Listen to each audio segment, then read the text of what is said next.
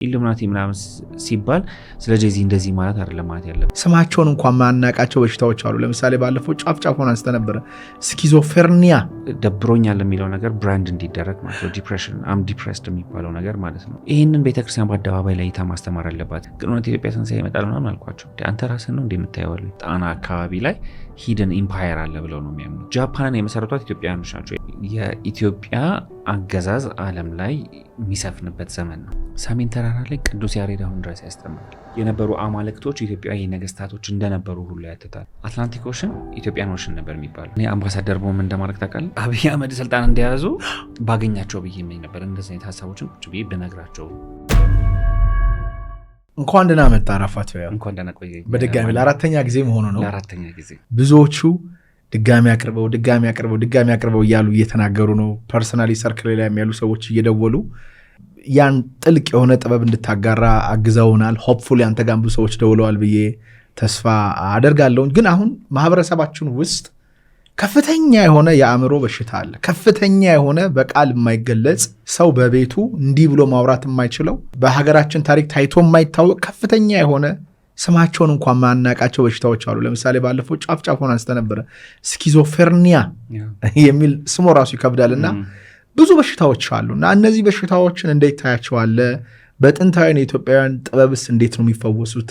ከዛ ብንጀምር። በቅድሚያ አንተን ለማመስገን እወዳለሁ። ማለት ብዙ ሰዎች ደውለውልኛል፣ እውነት ለመናገር ጽፈውልኛል፣ ከተለያዩ ሰዎች ጋር የመገናኘት እድል ፈጥሮልኛል። ስለ ስጋዊ ህይወታችን፣ ስለ መንፈሳዊ ህይወታችን፣ ስለ ሀገራችን የመወያየት እድልን ፈጥሮልኛል። ያንተ ፕላትፎርም እንደዚህ አይነት ሀሳቦችን ለማንሳት እኛ ቦታ መራጭ መሆን አለብን ብዬ አላስብም። እውነት ነው። እኔ ማንኝ ቦታ መመርጠው ተረዳኝ። ስለ ኢትዮጵያ ትንሣኤ አውራ ተብለህ ቦታ ከተሰጠ ማውራት አለብህ ብዬ አስባለሁ። ቦታው ምንም ይሁን ምንም ማለት ከኔ በፊት ማን ያዘዋል ያቀረበው፣ ከኔ በኋላ ማን ያዘዋል የሚያቀርበው እንግዳ አይደለም ማተር የሚያደርገው። እኔ እዚህ ቦታ ላይ ቁጭ ብዬ የማስተላለፈው መልእክት ነው ማተር የሚያደርገው። ከኔ በፊት የማይሆን እንግዳ አምጥተህ ከነበረና እሱን ኢንጆይ የሚያደርግ ኦዲየንስ ከሆነ ያለ እኔ እዚህ ጋር መጥቼ የምናገረው መልእክት ያንን ኦዲየንስ ሊቀርጽ ይችላል። እኔ አሁን አዋቂ ነኝ አዋቂ አይደለሁም። ፓሽን ያለኝ ስለ ኢትዮጵያ ሀገሬን እወዳለሁ፣ ሃይማኖቴን እወዳለሁ። ፓሽን አለኝ። በፓሽኔ ያወቅኩትን አካፍላለሁ ነው። አዋቂዎች ቢቀመጡ ደግሞ እዚህ ጋር አስበው ተረዳኝ የምልህ በደንብ ኢምፓክት መፍጠር ይችላሉ። ምክንያቱም እኔ ሳላቅ አንተ ጋር ቀርቤ ሰዎች ሰምተውት እንደ ኢትዮጵያ እንደዚህ ነች እንዲህ ያሉ ሰዎች አሉ። በመዝሙረ ዳዊት መዳን መፈወስ ይቻላል እንዲህ ያሉ ሰዎች አሉ። ጥበባቶች ያወቁ ሰዎች አሉ። እሱም መልሰው የሚጠይቁ ሰዎች አሉ። በደንብ ያወቁ ሰዎች ደግሞ መጥተው ለዚህ ኦዲየንስ ደግሞ ነርቸር ቢያደርጉት በደንብ ብዙ ኢምፓክት መፍጠር ይችላሉ እና በሱ በጣም ላመሰግን እወዳለሁ። ኢምፓክቱ በጣም ትልቅ ስለሆነ ማለት ነው። ከዛ ባለፈ ተመልካቾችንም እንዲሁ በጣም ለማመስገን እወዳለሁ። ጥሩ አስተያየቶች ነበር ሲሰጡ የነበሩት። የሚጠይቋቸውም ጥያቄዎች በጣም ኮንስትራክቲቭ ነበሩ። ያልመለስኩላቸው ሰዎች አሉ። እንግዲህ ከአቅም ከጊዜ ማጣት ደግሞ ያልመለስኩላቸውን ሰዎች እዚሁ ይቅርታ ለመጠየቅ እወዳለሁኝ። ወደ አነሳው ጥያቄ ስንሄድ የአእምሮ በሽታ እጅግ ሁሌ በየሰዓቱ ልናወራበት የሚገባ ነገር ነው።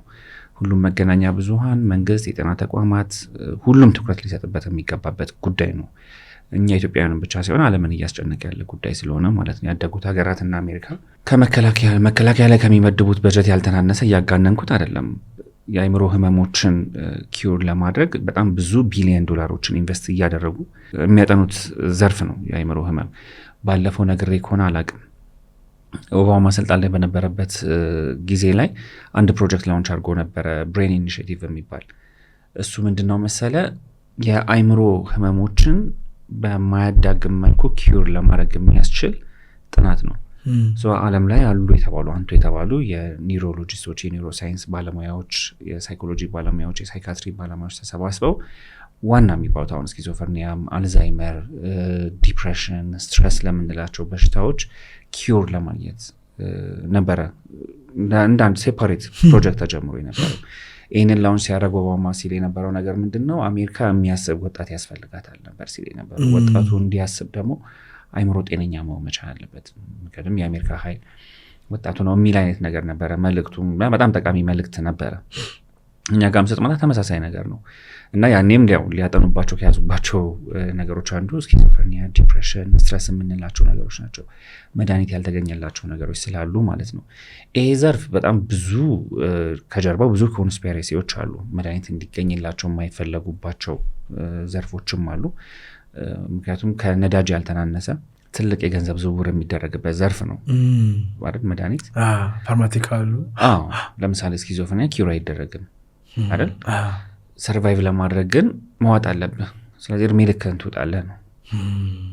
ስለዚህ ቢዝነሱ ፒክ እያደረገ ነው የሚሄደው፣ ዲማንዱ እየጨመረ ነው የሚሄደው። ለእያንዳንዱ በሽታ የብራንዲንግ ስራ ነው። አሁን ምንድነው አጀንዳውን ወደ ሌላ እንዳልወስድብህ እንጂ መድኃኒቶችን የብራንዲንግ ስራ ነው የሚሰራባቸው በሽታዎች። ይሄ ሌላ ራሱን የቻለ ትልቅ ቶፒክ ይሆናል። በነገራችን ላይ ከኔ የተሻሉ ባለሙያዎችንም አምጥተህ ብታወራበት በጣም ጥሩ ነው ብዬ የማስበው ነገር ነው። አንድ ዶክመንታሪ ነበረ ቢቢሲ የሰራው ዶክመንታሪ እና እዛ ላይ ምን አይነት ሀሳብ አለ መሰለ፣ ኢንቨስቲጌት አድርገው ነው በሽታዎቹን ይፈጥሩና የአእምሮ በሽታዎቹን መጀመሪያ የምታያቸው ፊልሞች ላይ ነው። የሆሊውድ ፊልሞች ላይ በጣም የምትወዳቸው ካራክተሮች ኒውሮ ማርኬቲንግ የሚባል ኮንሰፕት አለ። ኒውሮ ማርኬቲንግ ምንድን ነው መሰለ፣ ሰው ምን አይነት ሰዓት ላይ ነው የሚወስነው ነው። ስለዚህ ሲደሰት በተደሰተበት ቅጽበትና በደነገጠበት በጓጓበት ቅጽበት ላይ ይወስናል ነው። ኒውሮ ማርኬቲንግ የሚያጠናው ከማርኬቲንግ ጋር የተገናኘ ነገር አለው። በሽታዎችን ፊልሞቻቸው ውስጥ ይሸጣሉ። ይህንን ፖድካስት ወደ እናንተ ያደረሰው ማን ያዘዋል እሸቱ ግቢ ነው። ጤናማ ምግብና መጠጣችን ይመረጣል። የግቢያችን ድባብ ሰላም ይሰጣል። ቦሌ ሰላም ሲቲ ሞል ጀርባ እንገኛለን። ይሞክሩን። በጣም የምትወደው የፊልም ካራክተር ድብርት አለበት። እሺ፣ እና የሚደበርበትና ድብርቱ የሚያስቸግርበትን ፖይንት ወይ እንዲያሸንፍ የምትፈልግበት ሰዓት ላይ ነው ወይም ደግሞ እየተሸነፈ ያለበት ሰዓት ላይ ነው። እዛው ፖይንት ላይ መድኃኒት ሲውጣ ታየዋለህ። ዝም ብለህ ገብተህ ያቸው የምትወዳቸው የሆሊውድ ፊልሞች ላይ መድኃኒት የማይወጥ ሜን ካራክተር የለም አብዛኞቹ ላይ ስታያቸው ማለት ነው። that is intentionally ፊልም ውስጥ አስገብተው የፋርማሲውቲካል ካምፓኒዎች መድኃኒታቸው እንዲሸጥላቸው ፈልገው ነው እዛ ጋር የሚያስገቡት። በሽታ ይፈጠራል እንጂ መድኃኒቱ ሳይመረት በሽታው ይፈጠራል መጀመሪያ። ከዛ አንተ ፊልሙን እያየ ራስን አሶሴት ማድረግ ትጀምራለህ። እኔም ይሄ በሽታ አለብኝ የሚለው ነገር አሶሴት። በሽታው እንዲኖርባቸው የሚመኙም ሰዎች ሊኖሩም ይችላሉ፣ አታውቀውም። ሰብሊሚናል በሆነ መንገድ ደብሮኛል የሚለው ነገር ብራንድ እንዲደረግ ማለት ነው። ዲፕሬሽን ዲፕሬስድ የሚባለው ነገር ማለት ነው። ዲፕሬሽን በጣም እኮ መጥፎ በሽታ ነው። በዚህም በዛም ዲፕሬስድ ነኝ ልትል አትችልም። ልትል ትችላለህ፣ ግን ተረዳኝ ላይ ፈለግትን ሰው ትልቅ የብራንዲንግ እና የማርኬቲንግ ስራ ይሰራሉ መጀመሪያ። ከዛ በሽታው ከተፈጠረ በኋላ ባለፈው ሜንሽን አድርጌልህ ነበረ ዲኤስኤም የሚባል መጽሐፍ አለ። የአእምሮ በሽታዎችን ክላሲፋይ አድርጎ የሚያስቀምጡበት መጽሐፍ የአሜሪካን ሳይኮሎጂስት አሶሲዬሽን ነው መጽሐፉ የሚያሳትመው። እሱ መጽሐፍ ነው ዓለም ላይ እንደ ጋይድ የሚገለገሉበት ሳይካትሪስቶች ማለት ነው። በሽታው ይፈጠራል፣ በሽታው ብራንድ ይደረጋል፣ በሽታው ማርኬት ይደረጋል። ከዛ መጽሐፉ ቮሊሞች አሉት። ቮሊም 1 2 3 4 5 6 እያለ ሄዳል። መጽሐፉን ራሱ ስፖንሰር የሚያደርጉት እነሱ ናቸው። ድጋሚ እንዲታተም ይሁን አንድ 20 ምናምን በሽታዎች ይጨመሩና መጽሐፉ እንዲታተም። ይህን ስል ባለሙያዎቹ ኦፌንድድ እንዳይሆኑ እዛ መጽሐፍ ውስጥ ያሉ ነገሮች እንዳለ በዚህ መንገድ የመጡ ናቸው እያልኩኝ አይደለም። የአእምሮ በሽታዎች እንዳለ በዚህ መንገድ የተፈጠሩ ናቸው እያልኩኝ አይደለም። ለብራንዲንግ እና ለማርኬቲንግ ፐርፐስ ግን ክሬት የሚደረጉ ነገሮች ደግሞ አሉ ነው እና እነዚህ ነጣጥለው እንዲያዩ ለማሳሰብ ወዳለሁ። ስለዚህ በዛ መንገድ ይፈጠራል፣ በሽታው ይታወቃል፣ በሽታው ይታተማል። ከዛ በኋላ መድኃኒቱ ይፈጠራል፣ መድኃኒቱ ይመረታል። ከዛ ለመድኃኒቱ ደግሞ ሌላ የማርኬቲንግ ስራዎች ይሰራሉ። ስለዚህ እንደዚህ አይነት በጣም ሰፊ የሆኑ ኮንስፓይሬሲዎች አሉ ከአእምሮ ህመም ጋር የተገናኙ። ወደ አፍሪካም ስትመለስ ደግሞ የአፍሪካ ወጣት ንቁ እንዲሆን ስለማይፈለግም ደግሞ እንዲሁ መድኃኒት እየዋጠን እንድንሄድም ተብለው ደግሞ ኮንሽስሊ የሚደረጉ ነገሮችም አሉ፣ ኮንስፓይሬሲዎች አሉ። በዝርዝር ልናነሳቸው የምንችላቸው ማለት ነው። ወደ ተነሳንበት ነጥብ ግን ስንመጣ የአእምሮ በሽታን በሁለት አይነት መንገድ ብናየው ደስ ይለኛል። አንድ ፊዚዮሎጂካል በሆነ መንገድ እንታመማለን። መታመም የህይወታችን አንድ አካል ነው። ምክንያቱም 4ቱ ኤሌመንቶች አሉ አይደለ? እሳት፣ ነፋስ፣ ውሃ፣ መሬት የምንላቸው እነዚህ እያንዳንዳቸው ሶስት ጸባይ ያላቸው አይደል? ለምሳሌ ውሃ በሰውነታችን ውስጥ ሲያንስ፣ የውሃ መጠን ሲያንስ ዲሃይድሬት እንሆናለን አይደል? ዲሃይድሬት ስንሆን እሳት ከፍ ይላል አይደለ? እሳት ከፍ ሲል ደግሞ የሚወጡ ነገሮች ራስ ምታትም ሌሎቹ ነገሮች ሰውነታችን አሁን ፎሮፎርም የምትላቸው ብዙ በሽታዎችን ማንሳት ትችላለን፣ ከቆዳ ጋር የተገናኙ ሌሎቹንም ነገሮች። አሁን የምልህ በእኛ በሀገራችን ኮንቴክስት ማለት ነው።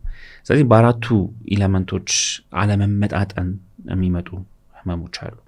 4ቱ ኤሌመንቶች 3 ጸባይ ያላቸው 3ቱ ጸባዮች አንዳቸው ከአንዳቸው አይስማሙም። አንዳቸው ከአንዳቸው ሳይስማሙ ሲቀሩ የሚመጡ ህመሞች አሉ። አሁን ስጋ ላይ ስንሄድ ማለት ነው። ከዛ መንፈስ ጋር ስትሄድ ደግሞ ኢሞሽናል አለ፣ ስሜት አለ። ኢሞሽናል ኢምባላንስ ደግሞ የሚያመጧቸው በሽታዎች አሉ።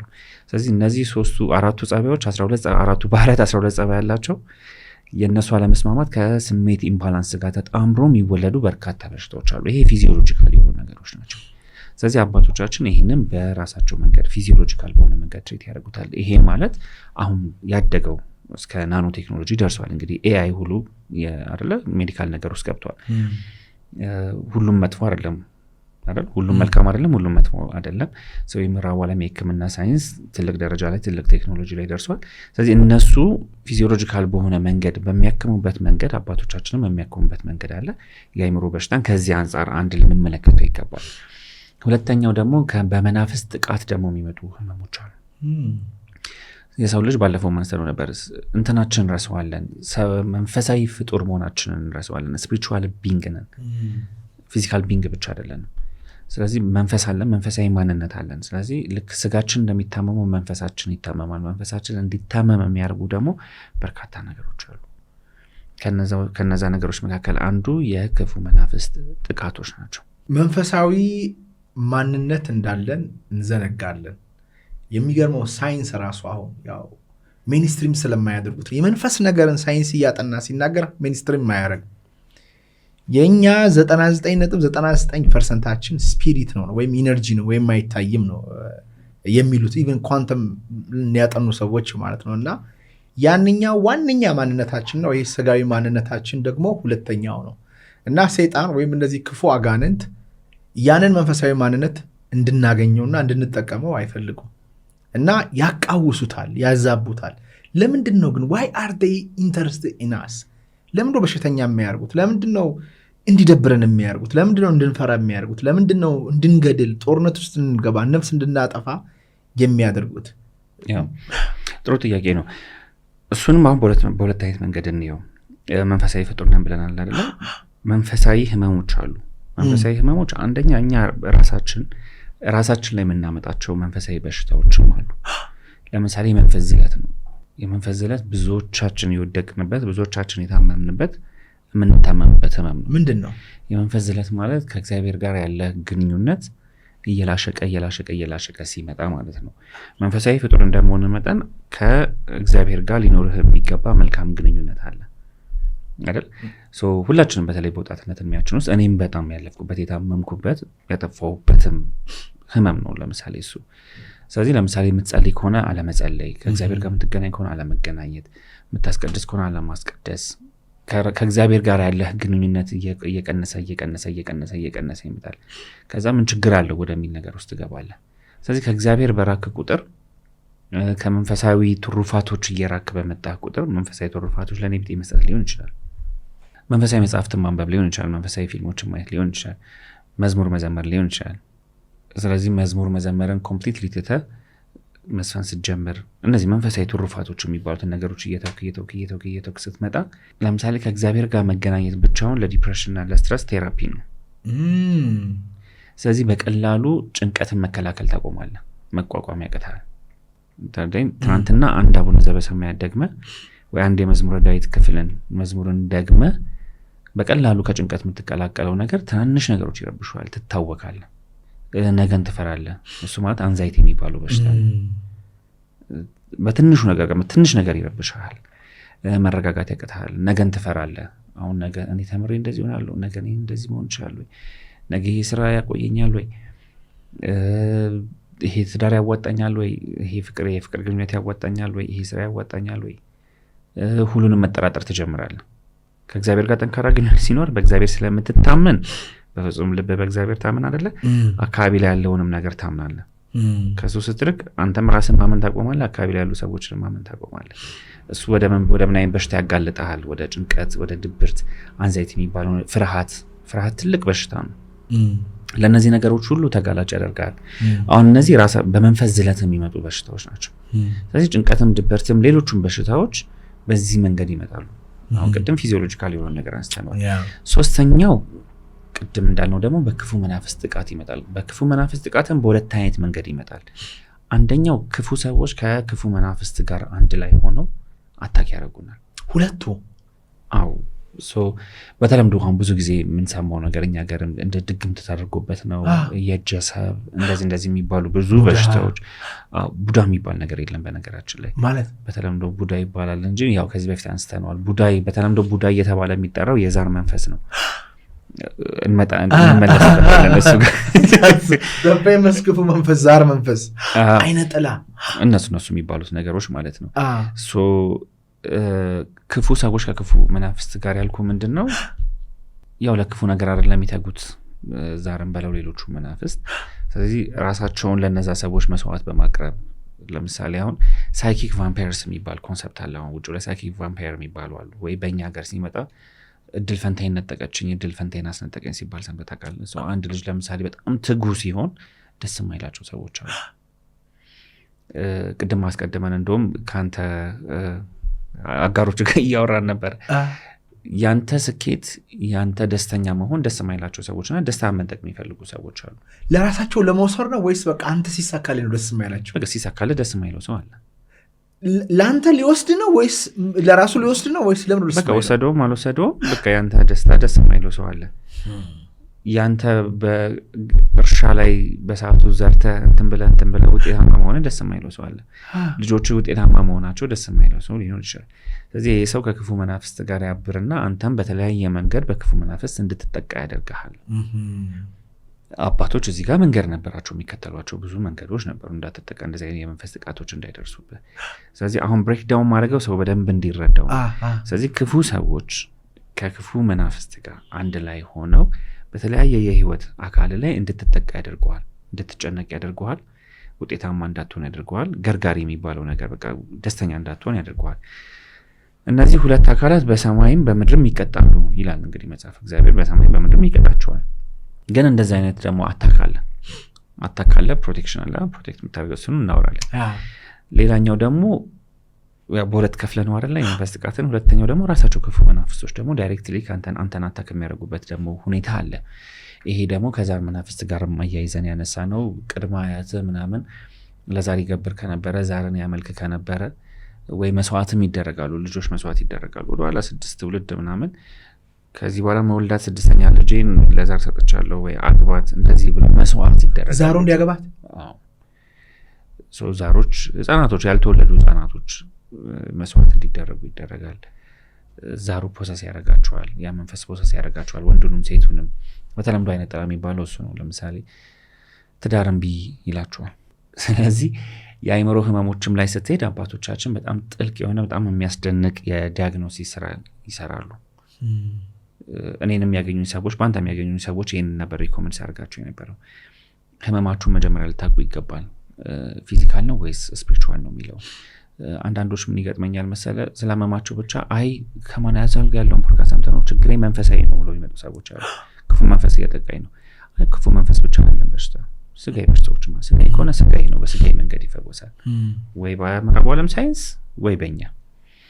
በዚህኛው በኩል ደግሞ ስትሄድ መንፈሳዊ ከሆነ በክፉ መናፍስት ጥቃት የሚመጣ ከሆነ በሁለት ከፍለ ነው ይለ በሁለቱም መንገድ ደግሞ ልክ እንደዛው ዲያግኖስ አድርገው ደግሞ የሚፈውሱበት አግባብ አለ። አንዳንድ ጊዜ በማትረዳው መንገድ ትሰቃያለህ። እንዳልከው ያንተ አባት አንተን ለሰይጣን አሳልፎ ሰጥቶ ሊሆን ይችላል። እኔ ሪትሪታችን ላይ ብዙ ነገር አይቻለሁ። አንዳንዶቹ እዛ ጫካ ውስጥ ሂል ሲያደርጉ ልጅ ሆነው አባታቸው ወይም እናታቸው ጠንቋይ ቤት ወስደው አሳልፎ የሰጧቸው ሰዎች አሉ። ምንም አላጠፉም። እነዚህ ሰዎች በጣም መልካም ሰው ናቸው። እግዚአብሔርን ለማመን በጣም ይጨነቃሉ። ይሄ መንፈስ ግን እየመጣ በሄዱበት መንገድ ሁሉ ዓላማቸውን ያደናቀፋቸዋል። አንዳንድ ጊዜ ሰዎች ምን ሊጠይቁ ይችላሉ? እኔ ያለ ጥፋቴ አባቴ ለዛር ስለሰጠኝ ፌር ነው ወይ? እግዚአብሔርስ እንዴት ዝም ይለኛል? እንደዛ ይላሉ። ሁለት ደግሞ ከዚህኛው መንፈስስ እንዴት ነው መውጣት የምችለው? እንዴት እኔ ባላጠፋው ጥፋት እኔ ወይ መርጬ ጠንቋይ ቤት ሄጄ ቢሆን ይሁን፣ እኔ ግን አላውቀው የሆነ ዛር መንፈስ አባቴ አያቴ በገበረው ግብር ወይም በሰጠው ቃል ኪዳን ዋደቨር እዚህ ጋር እየተሰቃየው ነው። ብዙዎች ደግሞ አያውቁም፣ የሚያውቁም ደግሞ አሉ። እንዴት ነው ይህን ማስቆም የሚችሉት? እግዚአብሔርም መፍትሄውን ሰጥቶናል። ይህንን መፈወስ የሚቻልባቸውን እውቀቶች ሰጥቶናል። የሚፈውሱ አባቶችን ሰጥቶናል አይደል? ለኖህ እኮ እግዚአብሔር ያስተማረው ይህንን ነገር ለመከላከል ነው።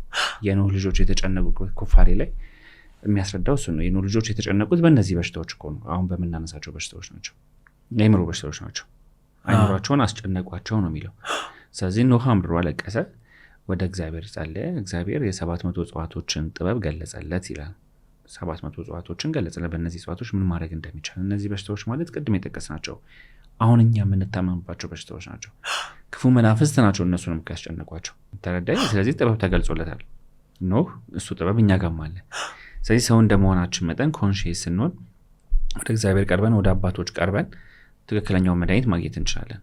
ከዚህ መንፈስ መላቀቅ እንችላለን፣ መዳን እንችላለን፣ መፈወስ እንችላለን። አለ ጥበቡ ይዝደሙ አለ። እንዳለመታደል ሆኖ እንዳባባል የሚባል የለ የአባት ዳለ ልጅ ብዙ ኢትዮጵያውያን ኢትዮጵያ ብቻ ሳይሆን አካባቢያችን ላይ ያሉ ጎረቤት ሀገር እስከ ኢራን ኢራቅ ድረስ ያለ ነገር ነው ይሄ። በተለይ ከዚህ መንፈስ ጋር የተገናኘው ከዛር መንፈስ ጋር የተገናኘ ነገር አንተ ባላወቀው ነገር በተለይ የኛ ትውልድ ደግሞ የሚሰቃየው እንትንም ግንዛቤውም የለም። ዛር የሚባል ነገር ምን ስለሚባል ነገር አታውቅም። ስለ ክፉ መናፍስት አታውቅም። ምን ያህል ህይወታችን ውስጥ እንዳሉ አታውቅም። ባለፈው ብለናል፣ ምን ኪስ ውስጥ እንዳሉ አታውቅም። ገንዘቤ እባክህ ትሰራለህ፣ ገንዘቤ የለም፣ ትሰራለህ፣ ገንዘቤ የለም። ሜቢ እኮ አንተ አለ የተባልክ የፋይናንስ ስትራቴጂስት ልትሆን ትችላለህ፣ የአንተ ገንዘብ ግን የለም። ይህንን አሁን ከፋይናንስ ስትራቴጂ ወይ ከቁጠባ ጋር ምናምን ብቻ ልታገናኙ አችልም። ፊዚካል አይደለም፣ ስፒሪቹዋል አስፔክትም አለው። ተረዳ? ስለዚህ ይሄ ኢንላይትመንት ያስፈልጋል፣ ይሄ መረዳት ያስፈልጋል። እዚህ ጋር ያው እንዳልኩ በተለይ ይህን ሀሳብም ጠቅለል ስናደርገው ትልቁ ኃላፊነት ብዬ የማስበው እዚህ ዘርፍ ላይ ያሉ ሊቃውንቶች ትልቅ ኃላፊነት አለባቸው ብዬ አስባለሁ። በጣም በተለይ የምሬን ነው ማለት ያማሃል። አንድ ራስም ትታመማለህ፣ ሁለተኛ ብዙ ሰው እየታመመ ነው በዚህ ነገር። እንደ አገር እንደ ማህበረሰብ በአይምሮ ህመሞች፣ በክፉ መናፍስት በሚመጡ ጥቃቶች ህዝቡ እየተሰቃየ ብዙ ሰው እያለፈ ነው። ብዙ ሰው አካባቢያችን ያሉ ሰዎች እያለፉ እያየን ነው። ነገ እኛ ነው የምንሆነው። ተረዳይ? ስለዚህ እዚህ ዘርፍ ላይ ያሉ ሊቃውንቶች እኔ እንደውም እዚህ ፕሮግራም ላይ እንደ ጥሪ ማቅረብ የምፈልገው ነገር ፐርሰናል ነገር አይደለም። እነዚህ እውቀቶች እኛ በግላችን የምንታወቅባቸው እውቀቶች አይደሉም። ምን እውቀቱ አለኝ እያልኩ አይደለም። የእንትና እውቀት እየተባለ ሊጠራ የሚገባ ነገር አይደለም። አገር ማዳን፣ ህዝቡን ማዳን፣ ወጣቶችን ማዳን ያስፈልጋል። አሁን ያለውን ወጣት ማዳን ያስፈልጋል። ምክንያቱም ብዙ ህመሞች አሉ። ፊዚካሊ የሆኑ ህመሞች ራሱ በጣም ብዙ ህመሞች አሉ። በጣም ብዙ ትራውማታይዝድ እየሆንባቸው ያሉ ነገሮች አሉ እንደ አገር። ተረዳኝ? ከጦርነት ውስጥ ነው ያለፍነው አይደለ? እነዛ ትራውማታይዝድ የሆኑ ወጣቶችንና ህፃናቶችንና ሴቶችን ማን ነው ሂል የሚያደርጋቸው? ስፒሪቹዋሊም ነው የምልህ። በዚህኛው አግባብ ቅድም ባልነውም ስፒሪቹዋል አታክ በምትለውም በጣም ብዙ ነገሮች አሉ መረዳቱ ኖሮ ስትረዳው ማለት ነው። እና አሁን እዚህ ዘርፍ ላይ ንቃተ ህሊና ያላቸው ሰዎች፣ እውቀቱ ያላቸው ሰዎች ተሰባስበው ተቋም መስርተው ከመንግስት ጋር አብረው ሰርተው ከኢትዮጵያ ኦርቶዶክስ ተዋሕዶ ቤተክርስቲያን ጋር ሰርተው፣ ምክንያቱም እውቀቱ እዛ ውስጥ ስላለ ሰርተው ትልቅ ስራ መስራት አለባቸው ብዬ አስባለሁ። ይሄ ነገ ዛሬ የሚባል ነገር አይደለም ብዬ ነው ማምነው። ምክንያቱም ዝም ብለህ ትውልድ ሳታድን እውቀት አስቀጥላለሁ ለእኔ ትርጉም የለውም። እኔ ታምሜ እየሞትኩኝ ይሄንን እውቀት ለሚቀጥለው ትውልድ አስተላልፋለሁ። ኦልሬዲ እኮ ትውልዱ እየሞተ ነው። ለማን ነው የምታስተላልፈው? እነዚህ መንፈሳዊ በሽታዎች ምንድን ናቸው በሚለው ጉዳይ ላይ አንደኛ የቤተክርስቲያን ኢትዮጵያ ኦርቶዶክስ ተዋሕዶ ቤተክርስቲያን ሊቃውንት ደጋግሜ ይህንን ሆነ ሰው ያደኩት እዛ ስለሆነ እውቀቱ እንዳለ ስለማቅ ሊቃውንቶቹ እንደሚያውቁ ወይም የሚያውቁ ሊቃውንቶች እንዳሉ ስለማቅ ነው። ወጥተው በየአውደ ምሕረቱ ይህንን ማስተማር መቻል አለባቸው። መንፈሳዊ በሽታ ምንድን ነው የሚለውን በደንብ በስፋት ማስተማር መቻል አለባቸው። ሕክምናው ላይ ሁሌ አሁን በእርግጠኝነት ነው ነገር ይሄን ዩቲዩብ ላይ ስጭ ነው ከስር ብዙ አይነት ኮሜንቶች ታያለ። አይደለም ያኛው ጥንቆላ ነው ይሄ እንትን ነው። ይሄንን ቤተክርስቲያን በአደባባይ ላይ ማስተማር አለባት። ሰው ሊድንበት የሚችልበት ትክክለኛ ከእግዚአብሔር የተሰጠን ሰማያዊ የሆነ እውቀትና ጥበብ አለ፣ መዝሙረ ዳዊትን ጨምሮ። እሱን እስኪ መጀመሪያ እናስተምር በደንብ አደባባይ ላይ ወተን፣ ከዛ የሚወገዘውን ደግሞ ልክ እንደዛው አውግዘን ደግሞ እንለየው። ታዲያ ሰው ማወቅ አለበት። በቃ ላይ መዳን አለበት፣ መዳን አለብን። ሆነ ሁላችንም ታመናል። ባለፈው ስለ ግራር የሆነ ነገር ብላይ ነበረ። መናፍስቶቹ የግራርን ዛፍ ይጣሉታል ወይስ ይወዱታል? ይጣሉታል። ለምን ነው ይጣሉት? ባለፈው ሜንሽን አድርጌው ከሆነ አላውቅም። ስነ ፍጥረት ላይ እግዚአብሔር ከእያንዳንዱ ነገር አንዳንድ ገዢ ወይም መሪ መርጧል።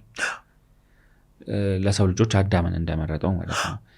ለአራዊት አንበሳን እንደመረጠ፣ ለእንስሶች ላምን እንደመረጠ፣ ለአዋፋት ንስርን እንደመረጠ ለዛፍ ለእጽዋት ለምትለው ደግሞ ግራርን ነው የመረጠው። አራታው ለዛም ነው ጽላቱም መንበሩም ከግራር የሆነው። ጌታችንም ሲሰቀልም የተሰቀለበት መስቀል ከግራር የሆነበት ሚስጥር ከዚህ ጋር የተገናኘ ነገር ነው። ስለዚህ ክፉ መንፈስን ያርቃል። ስለዚህ ዝም ብለን ኮሪደር ልማቱ ላይ መሀል ላይ ለምሳሌ ግራር ብንተክል እውነት የምሬን ነው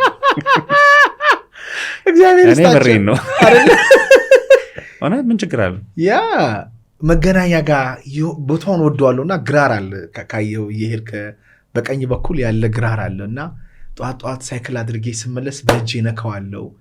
ቦታውን ወደዋለሁ for some reason የተወሰኑ ግራሮች አሉ እና ኢታስ የሆነ ስፒሪቹዋል ነገር እንዳለው ፊል አደርጋለሁ። በፊት የነበሩ አብያተ መንግስታት ውስጥ ቤተመንግስቶች ውስጥ ግራር ይተከል ነበር። ቤተክርስቲያን ውስጥ ግራር ይተከል ነበር። ይህንን ነው የምልህ ማለት ኢንላይትመንቱ ካለ ብታደርገው መልካም ነው ጉዳት እስካሌለው ድረስ። ግን ይህንን ትምህርቱን አስተምሮቱን በደንብ አስፋፍተህ ማስተማር ነው። ኤክስፐሪመንት ማድረግ ካስፈለገ በሳይንሱ ኤክስፐሪመንት ማድረግ ትችላለህ። እየመጡ እኮ ነው አሁን ኦልተርናቲቭ ሜዲሲን ተብለው እየመጡ ነው። በቃ ቅዠት የሚያስቸግር ከሆነ ከግራር ልምጭ ቆርጠህ ቤታችሁ ውስጥ አድርጉ ይላሉ አባቶች እናቶች ያደርጋሉ። እሱም ማድረግ ነው። ኤክስፐሪመንት ማድረግ ከፈለግ ከራስ መጀመር ነው። እንደ ባለሙያ ማድረግ ካስፈለገ ከግራር ጀርባ ከዛፉ ጀርባ ያለው ነገር ምንድን ነው ብለህ ላቦራቶሪ ውስጥ ገብተህ ማጥናትና ኤክስፕሌን ማድረግ ነው። ካልሆነም በሳይንስ ባጠናው መሰረት አይደለም ብለህም ደግሞ ማቅረብም ይቻላል። እና ብቻ ዋናው በደንብ ላሰምርበት የሚገባው ነገር እውነት ዝም ብለን ብናወራው ትርጉም የለውም። የምሬንም ነገር ዝም ብሎ በየግላችን መጽሐፍ ብንጽፍበት ምናምን ትርጉም የለውም። ብዙ ሰው እየተጎዳ ነው። በስኪዞፍሬኒያ ብዙ ሰው እየተጎዳ ነው። በዲፕሬሽን ብዙ ሰው እየተጎዳ ነው። በጭንቀት በጣም ብዙ ሰው እየተጎዳ ነው። በመንፈስ ዝለት ብዙ ሰው እየተጎዳ ነው። እንዳልኩ አሁን ከሚያወሩኝ ሰዎች ብዙ ሰው እኮ 10 ሃይማኖት የሚቀይርም ሰው አለ። ሰላም አገኛለሁ እያለ አንዴ ኦርቶዶክስ ይሆናል፣ አንዴ እንትን ይሆናል፣ አንዴ እንትን ይሆናል። መጨረሻ ላይ በቃ እንደውም ሃይማኖት ምንም አያደርግልኝ ያሉኝ ብዙ ሰዎች ገጥሞኛል። እኔ ሰላም ካልሰጠኝ ምን ያደርግልኛል? ሃይማኖት ተቋማት ሰላም ስለማይሰጡ ነው አይደለም እኮ ትክክለኛ መፍትሄውን ስላላገኘን ነው። እና ለዚህ ሁሉ አገር በቀል እውቀቱ ያላቸው ሃይማኖቱ ጋርም የተሰገሰጉ አንዳንድ ሰዎች አሉ። ይህንን ፖድካስት ወደ እናንተ ያደረሰው ማን ያዘዋል እሸቱ ግቢ ነው። ጤናማ ምግብና መጠጣችን ይመረጣል። የግቢያችን ድባብ ሰላም ይሰጣል። ቦሌ ሰላም ሲቲ ሞል ጀርባ እንገኛለን። ይሞክሩን። የአንድ አገልጋይ ዋና ስራው የሰው ነፍስ ማዳን ነው። ቀኔ እንዲህ ይህን ስለሰማው እንዴት ደስ የሰው ነፍስ ማዳን ነው እንጂ ይህን ህንፃ ቤተክርስቲያን በዚህ ሰርተን ትልቁን አውደ ምሕረት በዚህ አቁመን በዚህ ጋር የልማት ስራ who cares ምን ይሰራልኛል? ዓለምን ሁሉ ባተርፍ ከነፍሴ አይበልጥም። እና የሰው ጭንቀት አያዝኑልንም ወይ አባቶቻችን? እኔ አሁን እያሳሰበኛለሁ አያዝኑልንም ወይ? ስንንከራተት ስንታመም የፈረንጅ መድኃኒት እየቃመን። እኔ አንዲት ሴት ሊትራሊ ደውላ ልጄ አጥቼዋለሁ አለች። እኔ ገንዘብ እያሳደድኩኝ ልጄ በጣም ጂኔስ አሜሪካን ውስጥ ያለ ብቻ ጂኔስ ልጅ ሆኖ ያደገልኝ በስተመጨረሻ ጭንቀት ይዞ በቃ ሊሞት ነው። እና የሚገርም ካናዳ አሜሪካም ያለ ይመስለኛል ራስን ለብቻ ካጠፋ ወንጀል ነው ራሱን ሱሳይድ ማድረግ። ዶክተሮች ጋር ግን ሄደ አሲስቲቭ ሱሳይዳል አለ። እንዴት አድርጌ ራሴን ላጥፋ? ምንድነው እነሱ የሚሉት? ቤተሰቦችና ዓለም አውቆ ራስን ካጠፋ ምንም ችግር የለውም፣ ብቻን ግን ስታጠፋ ቤተሰቦችን ታስደነግጣቸዋለ፣ ስለዚህ ወንጀል ነው የሚሉት። እግዚአብሔር ያሳየክ። እና በዚህ በጣም ብዙ ሰዎች ራሳቸውን እያጠፉ ነው። ኤክስፐርት ብቻን ከምገል በኤክስፐርቶች እጅ ብትሞት ይሻላል ተብሎ ካናዳ የሆነ ዳታ ያለው 10 ሰዎች በአመት ይሁን በምናምን ራሳቸውን አሲስቲቭ ሱሳይዳል ያደርጋሉ ማለት ነው። ይሄ የክርስቶስ ልጅ አይደል ወይ? ይሄ በድብቅ የምናውቀውን መንፈሳዊ ጥበብ የነፍስ መዳኛ መንገድ አይነገረንም ወይ? እኔ ኦርቶዶክስ ነኝ፣ ስለ ሃይማኖቴ በድፍረት ማውራት እችላለሁ ከሰዎችም ጋር ስለማወራ። ሰው ሁሉ የሰለቸው ነገር ቤተክርስቲያን ሄዶ የገንዘብ ልመና ሰልችቶታል። በቃ ሁሉም ሰው፣ ብዙ ሰዎችም ደግሞ እየራቁ ነው። ብዙ ሰው ቤተክርስቲያን የሚሄደው ነፍሱ ተጠምታ ነው። በቃ እኔ ሰልችቶኛል፣ እኔ ቢዝነስ ጋር ሚዲያው ጋር ስለ ገንዘብ ይወራል፣ ዩቲዩብ ጋር ይወራል። ቤተክርስቲያን ስሄድ ስለ ነፍሴ እንዲነገረኝ ይፈልጋሉ። ስለ ነፍሴ ከተወራም ደግሞ ዞር ተብሎ በዚህ በኩል ወደ ኪሳችሁ ግቡ ለማለት ነው። እሱ አይደለም። እኔ አሁን የናፈቀኝ ስለ ነፍስ ብቻ የሚነግረኝ አባት በቃ ስለ ነፍስ ብቻ፣ ስለ ልማት አይንገረኝ፣ ስለ አጥር አይንገረኝ፣ ስለ ድንጋይ አይንገረኝ፣ ስለ ወርቅ አይንገረኝ። እሱ ማንም ሰው ሊሰራው ይችላል። ነፍሴ ግን ተቃጠለች፣ ነፍሴ ተቃጠለች። ያንን አያዝኑልንም ወይ? እኔ አሁን እየፈረድኩም አይደለም፣ አናሳዝንም? ይሄ ትውልድ አያሳዝንም ወይ?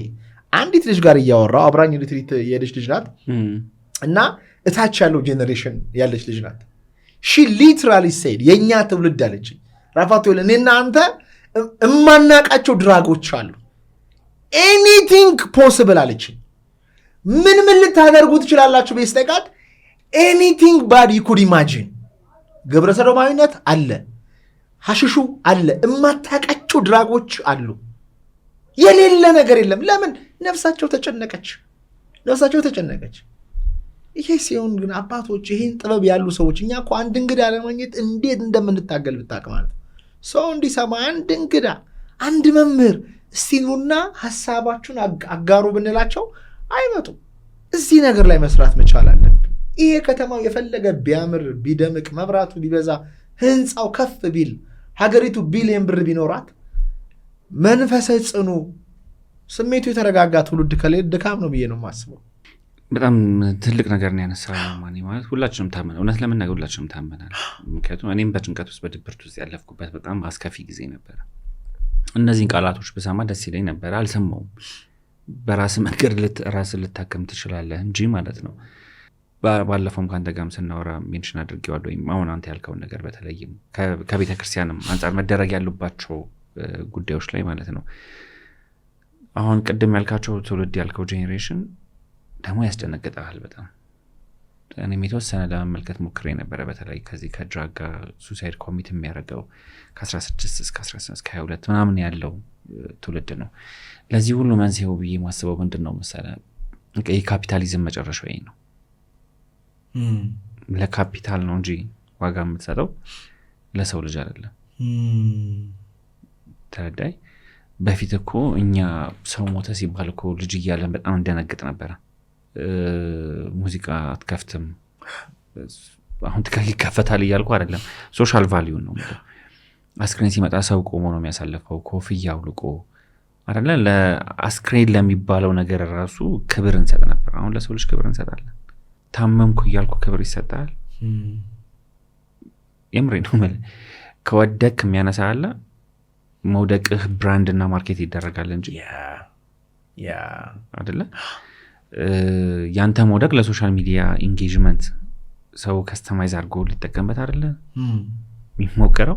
ይህ የካፒታሊዝም መጨረሻ ነው። በአንተ ውድቀት ላይ ካፒታል ቢውልድ ለማድረግ እንደ ማህበረሰብ አሁን እንደዚህ አይነት ማይንድሴት ውስጥ እየገባ ነው። ኮሌክቲቭሊ ነው የምልህ፣ በተቋማቶችም ደረጃ ነው የምልህ። ይሄ አንድ ቤተክርስቲያን አንድ ቤተ እምነት ጋር ብቻ ሳይሆን ሁሉም ቤተ እምነቶች ጋር ሁሉም ቤተ እምነት ውስጥ ያሉ ሰዎች የሚያነሱት ቅሬታ ነው።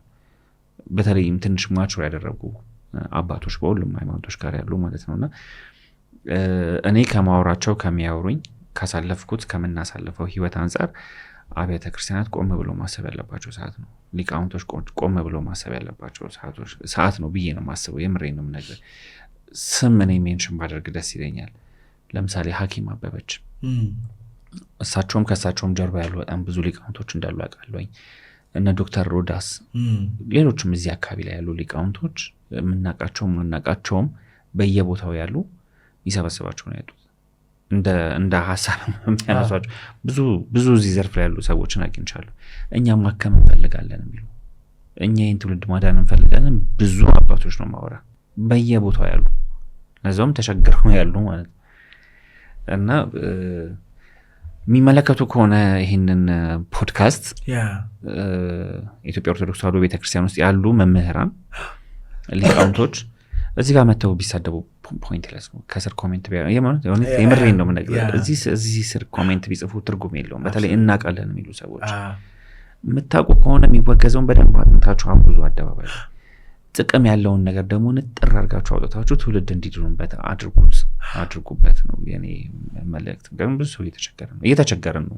ለምን እኔ ራሴ እየተቸገርኩ ነው። ትንሣኤ ሊመጣ ሲል መውደቅ አለ ይባላል። አንተ ደግሞ በኢትዮጵያ ትንሣኤ ከሚያምኑና ፕሮሞት ከሚያደርጉ ኢንስታግራም ላይ የምትከታተል የምትፖስታቸው ነገሮች በኤአይ የምትሰራው ነገር የኢትዮጵያ ትንሣኤ እንደሚመጣ በጣም ትናገራለህ። ብዙ ሰዎችም የሚጠብቁት ነገር ነው እና እዛ ላይ ዲፕ ኢንሳይት አለ። ከዛ ጋር ማገኘት እንችላለን። እንዲ አሁን ማህበረሰባዊ ዝቅጠቱ፣ ውድቀቱ፣ መንፈሳዊ ዝቅጠቱ፣ ዝለቱ ሊነጋ ሲል ይጨልማል እንደሚባለው ነው ወይ? ያው እንዳልኩ ሁላችንም ወድቀናል። ግን በዘመናት ወደኋላ ሄደህም ስታይ ሲለወጥ እንደዚህ ነው። ክርስቶስ የመጣበትንም ጊዜ ስታየው እንደ ማህበረሰብ በጣም የሞራል ልዕልና የወደቀበት ጊዜ ነበረ። የኖህ ጊዜን ብታነሳ ሁሉም ይሄ ኢንላይትመንት የምትላቸው ጊዜያቶች ላይ ሪቮሉሽን የተነሳባቸው ሰዓቶች፣ አሁን የፍሬንች ሪቮሉሽን በለው ኢንዱስትሪያል ሪቮሉሽን ምናምን በታሪክ ብቻ ለውጥ ሲመጣ ውድቀት አለ። ከውድቀት በኋላ ነው ለውጥ የሚመጣው፣ ትራንስፎርሜሽን የሚመጣው። የኢትዮጵያ ትንሣኤ ይመጣል ብዬ ነው የማምነው። የኢትዮጵያ ትንሣኤ አለ። የኢትዮጵያ ትንሣኤ ስነሳ አብሮ ስሙ የሚነሳው ንጉሥ ቴዎድሮስ ነው። ንጉሥ ቴዎድሮስ ይመጣል አይመጣም ሌላ ነገር ነው። ግን ንጉሥ ቴዎድሮስ ይዞት የሚመጣው አጀንዳ ግን ብዙ ሰዎች አይምሮ ውስጥ እያየወኝ ነው። ብዙ ሰዎች ያንን እየሆኑ እያየወኝ ነው። ያንን እየኖሩ እያየወኝ ነው። ምክንያቱም አንድ ሰው ብቻውን ለውጥ አያመጣም አይደለም፣ ሜትሪክስ ነው። ስለዚህ የኢትዮጵያ ትንሣኤ ሜትሪክስ እየተፈጠረ ነው ወይ ነው የኔ ተስፋ የሚሰጠኝ እሱ ነው። እኔ ስለ ኢትዮጵያ ትንሣኤ ሳወራ በነገራችን ላይ ብዙ ሰው ፌስቡክ ራሱ አይጠቀምም ነበረ። ፌስቡክ እንደተጀመረ ሰሞን አካባቢ ነው እኔ ስለ ኢትዮጵያ ትንሣኤ ነው መጽሐፍ የጀመርኩት እና ሰው ይሰድብ ነበረ ምናምን። ብዙ ሰው አያወራም ነበረ ስለ ኢትዮጵያ ትንሣኤ፣ ስለ ንጉሥ ቴዎድሮስ ምናምን። ይሄን የሚያውቁ ሰዎች እንትን ሊያረጉ ይችላሉ። አሁን ብዙ ሰው ነው ስለ ኢትዮጵያ ትንሣኤ የሚያወራው። ብዙ ማህበራቶች አሉ በኢትዮጵያ ትንሣኤ ስም የተነሱ ኢትዮጵያ ውስጥ ያው የምታውቃቸው አሁን ስም ሜንሽን ባናደርግም ብዙ ማህበራት አሉ፣ ተቋማቶች አሉ፣ ግለሰቦች አሉ። ስለ ኢትዮጵያ ትንሣኤ በደንብ እየተነገረ ነው። ከኢትዮጵያ ትንሣኤ ጋር ተያይዘው የተነገሩትን ቤቶች ኦልሞስት አብዛኞቹ ተፈጽመዋል። ለምሳሌ ምን ያልተፈጸመ አለ ብለህ ነው? ብዙ ተፈጽመዋል። ብዙ ነገሮች ተፈጽመዋል። ያው ዲቴይል መግባቱ አስፈላጊ አይደለም ብዬ ነው። ግን አብዛኞቹ ነገሮች ተፈጽመዋል። አንደኛውም ይሄ ነው እውነት ለመናገር። ግን ምን አሉ ይመሰለ ከዚህ በፊት ካልነገርኩ አንድ ነገር ልንገር። የረር አንድ አባት አገኘሁኝና እኔ ግን የሆነ ያው ተስፋ ትቆርጥ የለ የሆነ ሰዓት ላይ እና ብዙ ሰው ዲስካሬጅ ሲያደርግህ ምናምናም በቃ ተስፋ ትቆርጣለና ግን እውነት የኢትዮጵያ ትንሣኤ ይመጣል ምናምን አልኳቸው። አንተ ራስህን ነው እንደምታየዋለኝ የኢትዮጵያ ትንሣኤን ቤት ብለህ አስበው። አሁን ቤቱ እየተሰራ ነው፣ ግን ቤት አልሆነም። መስኮቱን የሆነ ሰውዬ የሆነ ጥግ ላይ እየሰራው ነው። በሩን የሆነ ሰውዬ የሆነ ጣራው ሌላ ቦታ እየተሰራ ነው። ሁሉም ሌላ ቦታ ነው የሚሰራው። ያ ማለት ግን ፕሮሰስ የለም ማለት አይደለም። ትንሣኤ ይመጣል ማለት አይደለም። ሁሉም ነገር ተሰብስቦ መጥቶ አንድ ላይ ቆሞ ሲገጣጣም ነው ቤት መጥቶ አይደለ? የኢትዮጵያ ትንሣኤ እንደዛ አድርጋ አስበዋሉና አሁንም የሆነ ጥግ ላይ ቤቱ የሚሰሩ ሰዎች አሉ፣ መስኮቱ የሚሰሩ ሰዎች አሉ፣ ጣራው የሚሰሩ ሰዎች አሉ፣ ንቃተ ህሊና ላይ የሚሰሩ ሰዎች አሉ። አንተ የምትሰራው ስራ እኔ ከዛ ጋር አገናኝቼ ነው ማለት ነው። በነገራችን ላይ ብዙ ሰው ይቃወመኛል አንተ ላይ ሲቀርብ። በነገራችን ላይ ቅድም ላይ የነገርኳት ነበር አካባቢ ላይ ያሉ ሰዎች እንዴት እዛ ሚዲያ ላይ ትቀርባለህ? ቅንነት ነው። ግን ምንድነው መሰለህ አሁን ማን ያዘዋል? አንተ ወደድክም ጠላህም አስበህበትም ይሁን ሳታስብበት በአንተ ፕላትፎርም ላይ እንደዚህ አይነት ሀሳቦች እየተነሱ ነው። እግዚአብሔር ይመስገን። ስለዚህ ያ ንቃተ ህሊና ለእሱ ዓላማ እየተጠቀመብህ ነው ማለት ነው።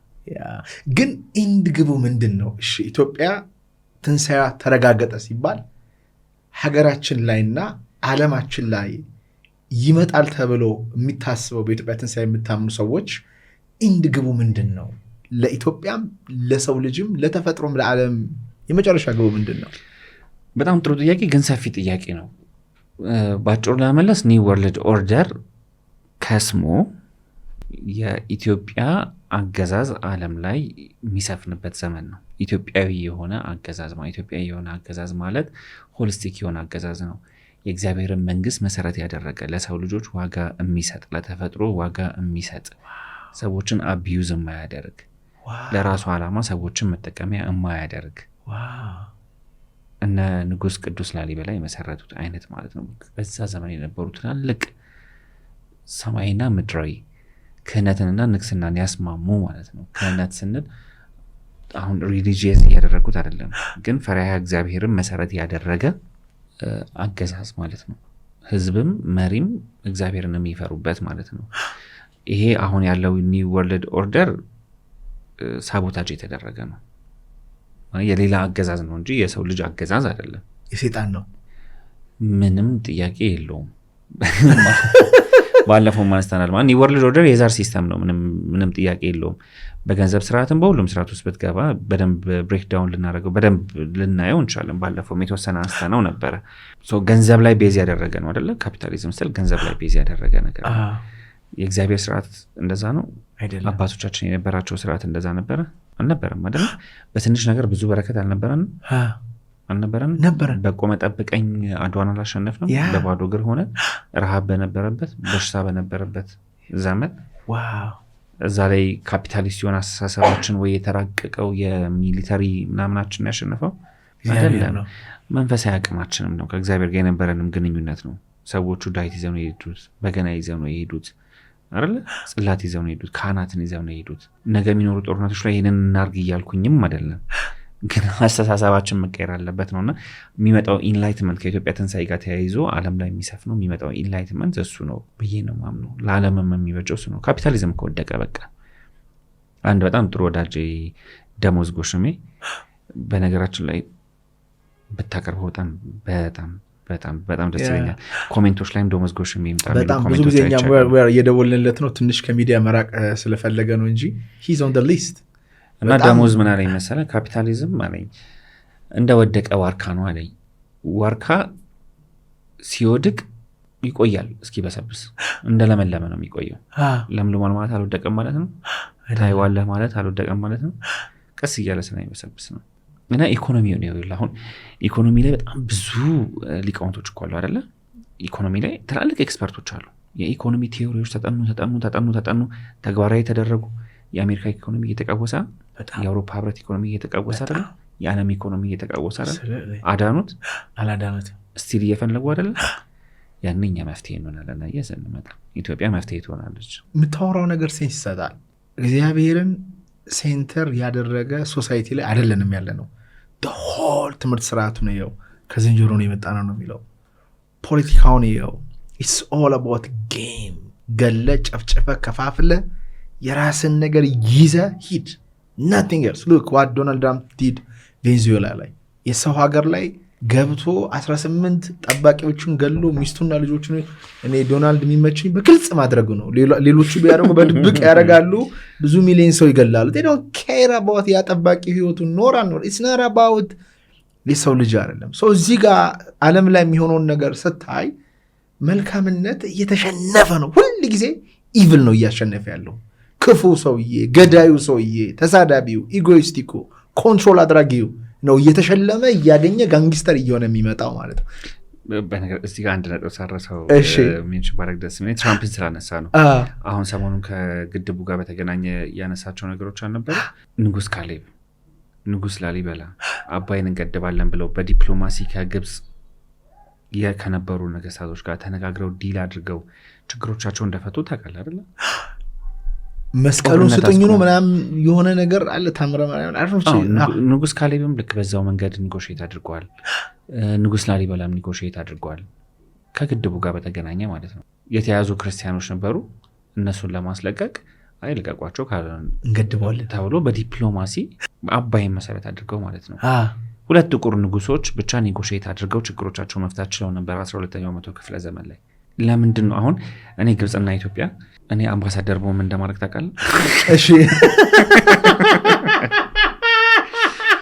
ፖለቲከኞቹ ዋች እያደረጉ እሺ አምባሳደር በሆን ግብፅና አሁን ስለ ግብፅና ስለ ኢትዮጵያ ናሬት የሚደረገው ኔጌቲቭ ነገሮች የጦርነት ታሪካችን ብቻ ነው ናሬት የሚደረገው። ሁሉም ሰው ሁሉም ሚዲያ እንደ ዓለም ላይ ትልቁን ስልጣኔ እኮ አብረን ገንብተናል። ፒራሚዱንም ከፒራሚዱ ጀርባ የነበረውንም ስልጣኔ ገብቷል። ስለ ስነ ከዋክብት፣ ስነ ህዋ፣ ሕክምና፣ ፍልስፍና አንድ ላይ የመሰረተው ስልጣኔ ያለ። ለምንድን ነው የግብፅ አንድ ዲፕሎማትና የኢትዮጵያ አንድ ዲፕሎማት ይሄንን አብረው ናሬት ማድረግ ማቸው? ይሄኛውን ታሪካችን ለምን አናወራም? አንድ ሀገር ነበረን እኮ፣ አንድ ላይ ገዝተናል፣ አንድ ላይ አስተዳድረናል፣ አንድ ላይ ጥበብን አጎልብተናል። አብረን ማልማት አንችልም? አባይ ግድብን ለጋራ ጥቅማችን the point is አሁንም እኮ ኢትዮጵያ ተጠቅማ ውሃው እየሄደ ነው። I was like አባይ ግድብ ሄጃለሁ። ውሃው ኤሌክትሪክ አመንጭቶ ወደ ግብፅም ወደ ሱዳንም ይሄዳል። ኢሹ ግን እኔ ሲመስለኝ I'm not good on this, don't call me on this ግን አባይን ለህዝብ የሆነ when you are a politician የሆነ ኢኔሚ ያስፈልግሃል። ገብቶሃል? ብዙ መንጋው የጋራ ጠላት ከያዝክ ይከተላል። እሱና ኒው ወርልድ ኦርደር ማለት እኮ እሱ አሁን በግብፅና በኢትዮጵያ መካከል በአፍሪካ በሁለቱ አገራትና በቀጠናው ላይ ኬዎስ እንዲፈጠር ይፈልጋሉ። የአሜሪካ ፖሊሲ ምንድነው? የኒው ወርልድ ኦርደር ፖሊሲ ምንድነው? ኦርደር አውት ኦፍ ኬዎስ አይደለ? ዶላራቸው ላይ ያታሙት አይደለ? ኬዎስ ካልፈጠር ኦርደር የለም። አሁን አፍሪካ ውስጥ መፍጠር የሚፈልጓቸው ኬዎሶች ከዚህ ጋር የተገናኙ ናቸው። እኛ ለምን የራሳችንን ኦርደር አንፈጥርም ነው? ጥንት አብረን ኦርደር ነበረና ግብፅና ኢትዮጵያ የራሳቸው ኦርደር ነበራቸው አይደል? በታሪክም በስልጣኔም በፍልስፍና በቴክኖሎጂ ስለሱ ለምንድን ነው ማናወራው? አምባሳደር በሆነ ያልኩ ይህንን ነው አምፕሊፋይ ማድረግ መፈልገው። ግብጾች ይህንን እንዲያዩ ይህንን መናገር እንዲጀምሩ ይህን ያንተ ታሪክ ገብተው ፒራሚድ ውስጥ የነበሩትን ጥቁር ፈርዖኖች ነጭ ሲያረጉ እኮ ያንተም የግብፅም ታሪክ አይደለም የኢትዮጵያም ታሪክ አይደለም እያሉ ነው ነጭ ሲያረጓቸው አፍንጫቸውን እየቆረጡ አፍንጫቸውን ሲቆርጡ የግብፅንም የኢትዮጵያንም ታሪክ ነው እያጠፉ ያሉት። ተረዳኝ? ስለዚህ ለምን አብረን ስለ ታሪካችን አናወራም? የጋራ ግራውንድ ይኖር። የጋራ ግራውንድ ሲኖር ስለሚቀጥለው ነገር ለማውራት ቀላል ነው።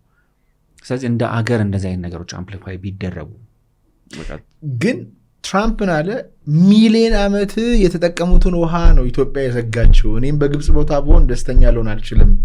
መጽሐፍ ቅዱስ ላይ ደግሞ ስትመለከት የናይል ወንዝ ኢትዮጵያን የአባይ ወንዝ ኢትዮጵያን ይከባታል ነው የሚለው። አንድ ሁለት የምዕራባውያን ሚዲያ ለዓለም የነገረው ናሬቲቭ ኢትዮጵያን ከአባይ ነጥሎ የግብፅ ብቻ አድርጎ ነው የተወራው ዓለም ላይ። ኢቭን ግብፃውያንን ብጠይቃቸው ከነሱ ሀገር የሚፈልቅ ነው ይመስላቸው። ባይዘዌ ግብፃውያንን አስቆመ ስለ ናይል ብታወራ የኛ ሆነው ከኛ ነው የሚወጣ ከኢትዮጵያ መሬት ወጥቶ የሚሄድ አይመስላቸውም። እንደዛ ነው ቪዲዮ የተደረጉት ማለት ነው። እሱ ጋር ነው የምልህ። አሁን ቅድም እግዚአብሔርን ሰንተር ያደረገ አስተዳደር ስለ የእግዚአብሔር ዋነኛ ፕሪንሲፕሉ ምንድን ነው? የእግዚአብሔር አስተዳደር ዋነኛ ፕሪንሲፕሉ እግዚአብሔር ለሁሉም ነው። የእግዚአብሔር የሆነ ሁሉ ለሁሉም ነው አይደለ? ፍትሃዊ የሆነ ክፍፍል ማለት ነው። ለአንተ ሰጥቶ ለእኔ የነሳኝ ነገር አለ የለም አይደለ? ስለዚህ ፍትሃዊ ነው። ሁሉም መጠቀም መቻል አለበት። ስለዚህ የእግዚአብሔርን ነገር መሰረት ያደረገ ነገር ሲኖር እነዚህን ፕሪንሲፕሎች ነው የምትከተለው። ኢትዮጵያን ብላ አታውቅም በዘመኖቿ። ኒው ወርልድ ኦርደር ግን አለ። አፍሪካን ከዛ ጊዜ ጀምሮ እኮ ነው ግብፅና ኢትዮጵያ የተዋጓቸው ውጊያዎች እንዳለ ኦርኬስትሬት ያደረጓቸው አካላቶች አሉ።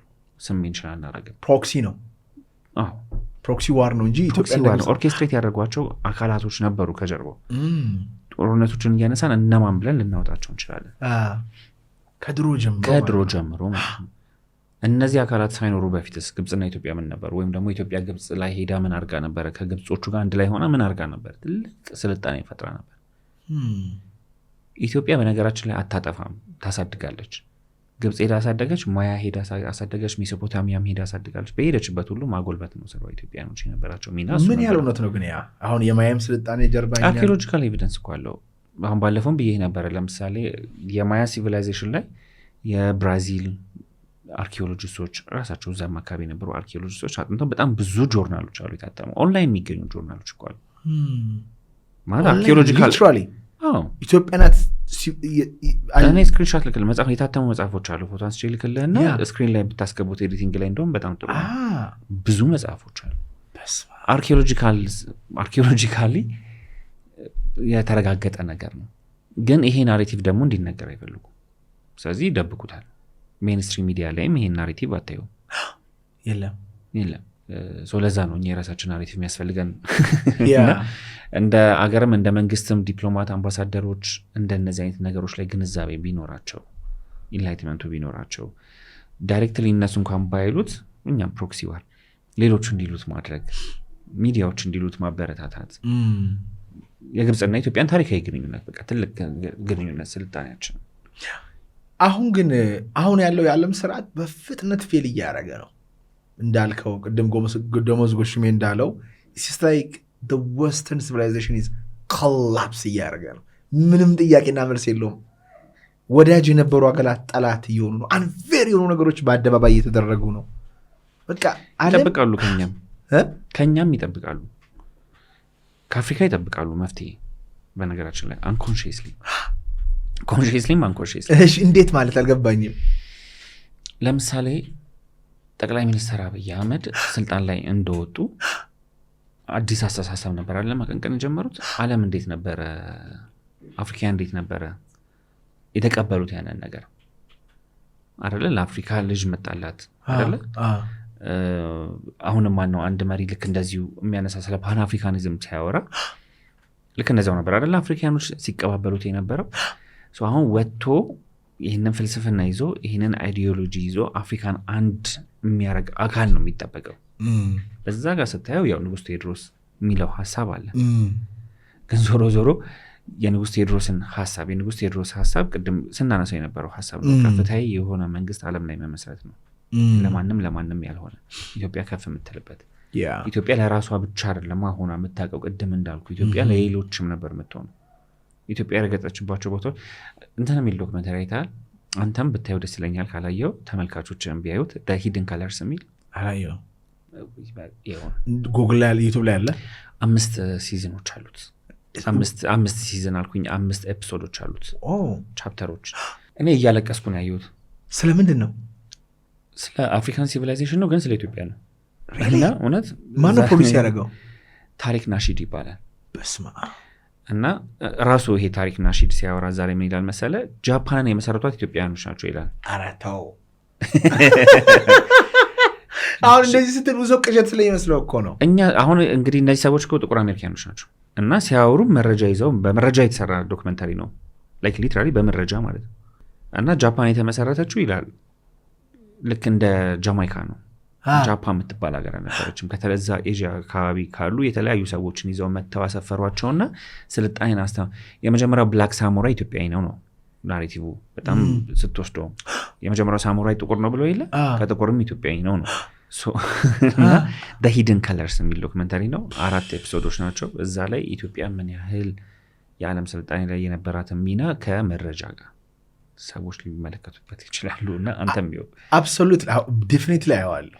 ምንም ጥያቄና መልስ የለውም። አየዋለሁ። ምክንያቱም ስታወራ እራሱ ይነዝረኛል። ምክንያቱም ትህትናቸው፣ ዲሰንት መሆናቸው፣ ሰው ማክበራቸው፣ ባህላቸው በጣም ይገናኛል። ጃፓን ለመሄድ ከመፈልጋቸው ቦታዎች መካከል አንዱ ነው። ጃፓን የምንወደው ለዛ ነው መሰለኝ። ጥላሁን ወደ አይደለም መሰለኝ ጃፓንን ወድጄ ያለው ጃፓን እንደምሰለጠነ። ይህንን ፖድካስት ወደ እናንተ ያደረሰው ማን ያዘዋል እሸቱ ግቢ ነው።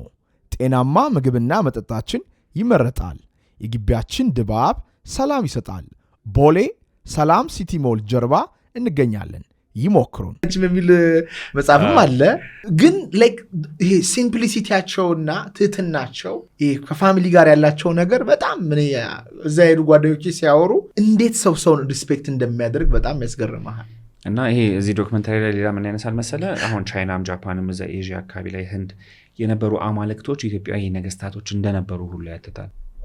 የኢንዲያውን ሰምቻለሁ። ግሪኮች እንደሚያመልኩት ግሪኮች እንደሚያመልኩ ከጭንቅላታቸው በላይ ስለምንሆን እኮ ነው። አንደኛ ፍትሐዊ ነን። በቃ ሰማይ ያለው አምላክ እዚህ ነው ያለው እስኪሉ ድረስ የኛ ነገስታቶች ፍትሐዊ ነበሩ አልነበሩም? በጣም እስልምናን ሲቀበሉ ፍትሐዊ አልነበሩ? ንጉስ ሚኒሊክ ምንድን ነው ያደረጉት? ምርኮኞቹን ተቀብለው ማኔጅ ያደረጉበት መንገድ፣ የአድዋ እንዲቀበሩ ያደረጉበት መንገድ፣ አሸንፈናል ድል አድርገናል እንደደሳ ሲሉ ኳይ ሀዘን ነው ብለው ሀዘን አልተከበረም አልነበረ? 7 ዓመት አድዋ ሀዘን ነበረ። አሁን እኮ አሜሪካ ሁለተኛው የዓለም ዋር ላይ እንዳሸነፈች ጃፓንን መታ ምን አርጋ? ጃፓን የራሷ ኢኮኖሚ የላትም። ጀርመን የራሷ ኢኮኖሚ የላትም። ኤቭሪቲንግ ከኢኮኖሚ በስተጀርባ ያለው የአሜሪካን ቦንድ ነው። የአሜሪካን ፌዴራል ሪዘርቭ ስርዓት ነው ያለው። ለምሳሌ በባለፈው ከዩክሬን ጋር ከራሽያ ጋር በነበረው ጦርነት ከራሽያ ነዳጅ እንዳገዥ የጀርመን ኢኮኖሚ ገደል ነው የሚገባው። የሁሉም ቦስ ናት ኢትዮጵያ። በዛ ፍትሃዊ አይደለች።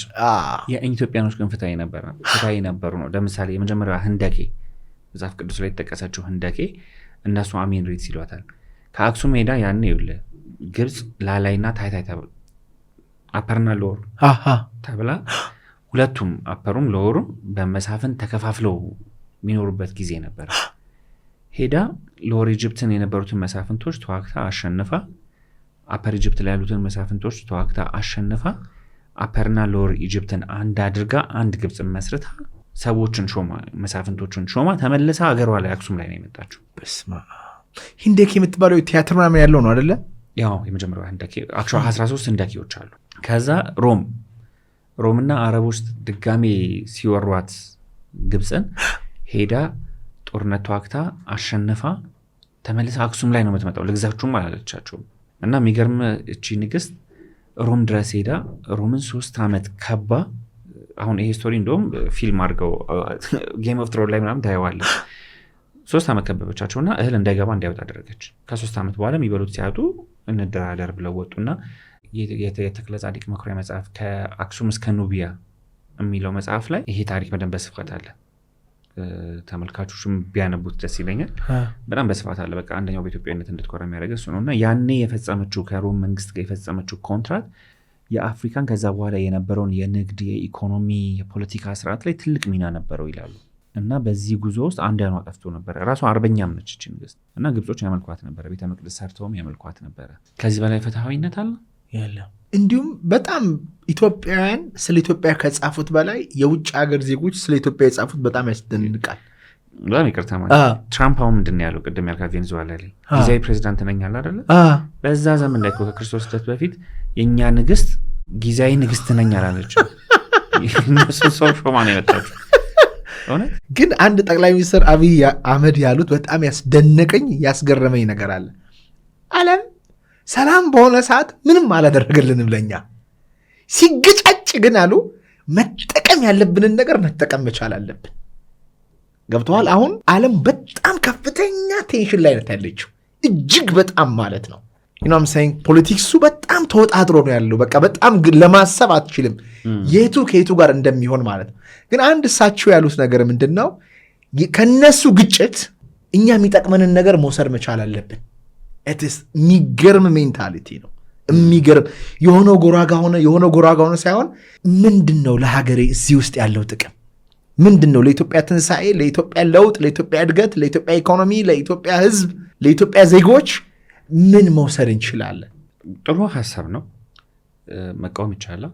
ወይናት እንዴ? አይ ተቃውሞ ሳይሆን እኔ ከምን አንጻር መሰለ ይሄንን ማየው፣ በተለይ አሁን ከታሪክ ፐርስፔክቲቭ አይደለ እያየን ያለ ነው። አፍሪካ ኢትዮጵያ ነበር የምትባለው አይደል? ካርታዎች አሉ። አትላንቲክ ኦሽን ኢትዮጵያን ኦሽን ነበር የሚባለው። ሳውዘርን ኦሽን ኢትዮጵያን ኦሽን ነበር የሚባለው። ጃፓን ላይ እንደዚህ አይነት ነገር ፈጥረናል። ሜሶፖታሚያ የሚባለው ስልጣኔ ላይ አንድ መስርተናል። እንግዲህ ኖርዘርንና ሳውዘርን አሜሪካ ላይ የነበረውን ስልጣኔ መስርተናል። እዚህ ጋር አይደል አበልጽገናል። እዚህ ጋር የምታየው ምንድን ነው? ዲፕሎማሲ፣ ሊደርሽፕ አይደለ?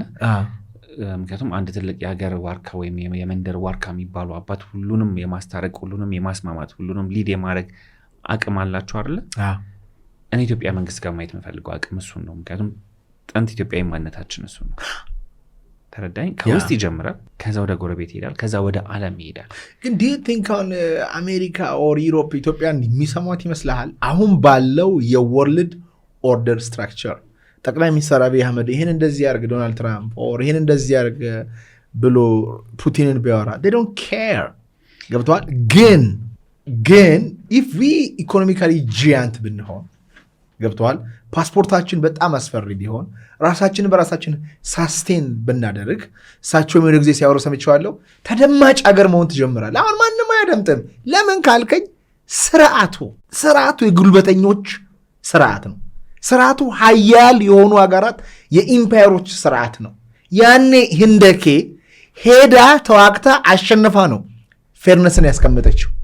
ሺ ሃዝ ቱ ፋይት። አይኗ መጥፋት ነበረበት እንዳልከው ማለት ነው። ማንም ይሰማት የለማ። ከዛ ግን ፍትህ ልትሆን ትችላለህ። አለበለዚያ ግን እኔ የወደድኩት ምንድን ነው ካልከኝ ሜንታሊቲውን የወደድኩት እየተደባደቡ ነው ብለህ ከአንዱ ጎራ ጋር ልትገባ፣ ግን ምን እጠቀማለሁ? አንደርስታንድ ፖይንቱ ገብቶኛል። ምንድነው መሰለህ ዳዊትን እናንሳው እዚህ ጋር። እሺ መዝሙረኛው እረኛ ነበር አይደል? ሞገስ ሰጠው እግዚአብሔር። ምን ሆነ?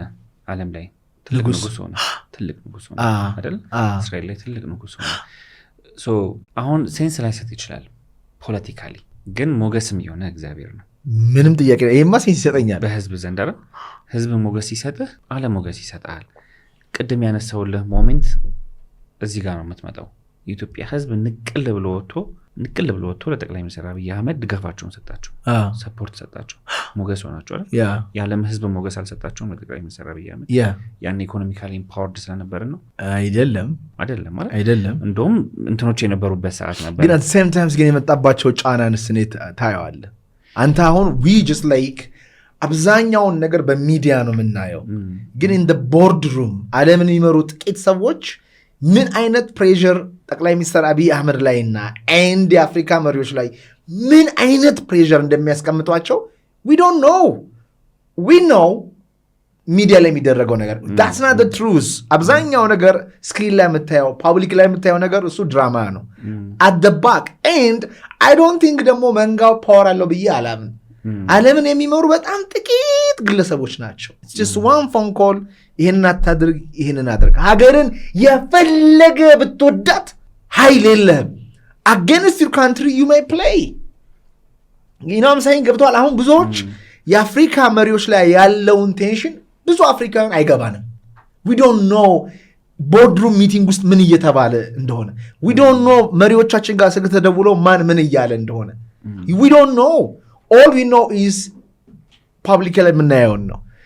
I don't think so. ያ ትሩዝ ያለው አይመስለኝም። ጠቅላይ ሚኒስትር አብይ አህመድ አልተረዳኝም ልጅ እንዳይሉ እንዳታስብለኝ። ምድረመሳ አንደርስታንድ የምትላቸውን ነገሮች እረዳቸዋለሁ ወይ? አሁን ስራዎች እየተሰሩ አይደለም እያልኩኝ አይደለም። እንዳልከው እነሱ ላይ ኢምፓክት ለመፍጠር የሚያስችል አቅም እንዳይለን እኔ እረዳለሁኝ አውቃለሁኝ። ሶሉሽኑ ግን ብዬ ማስበው ኢንተርናሊም ሪጅኑ አካባቢ አፍሪካኖች ለአፍሪካውያን መሆን መቻል አለባቸው።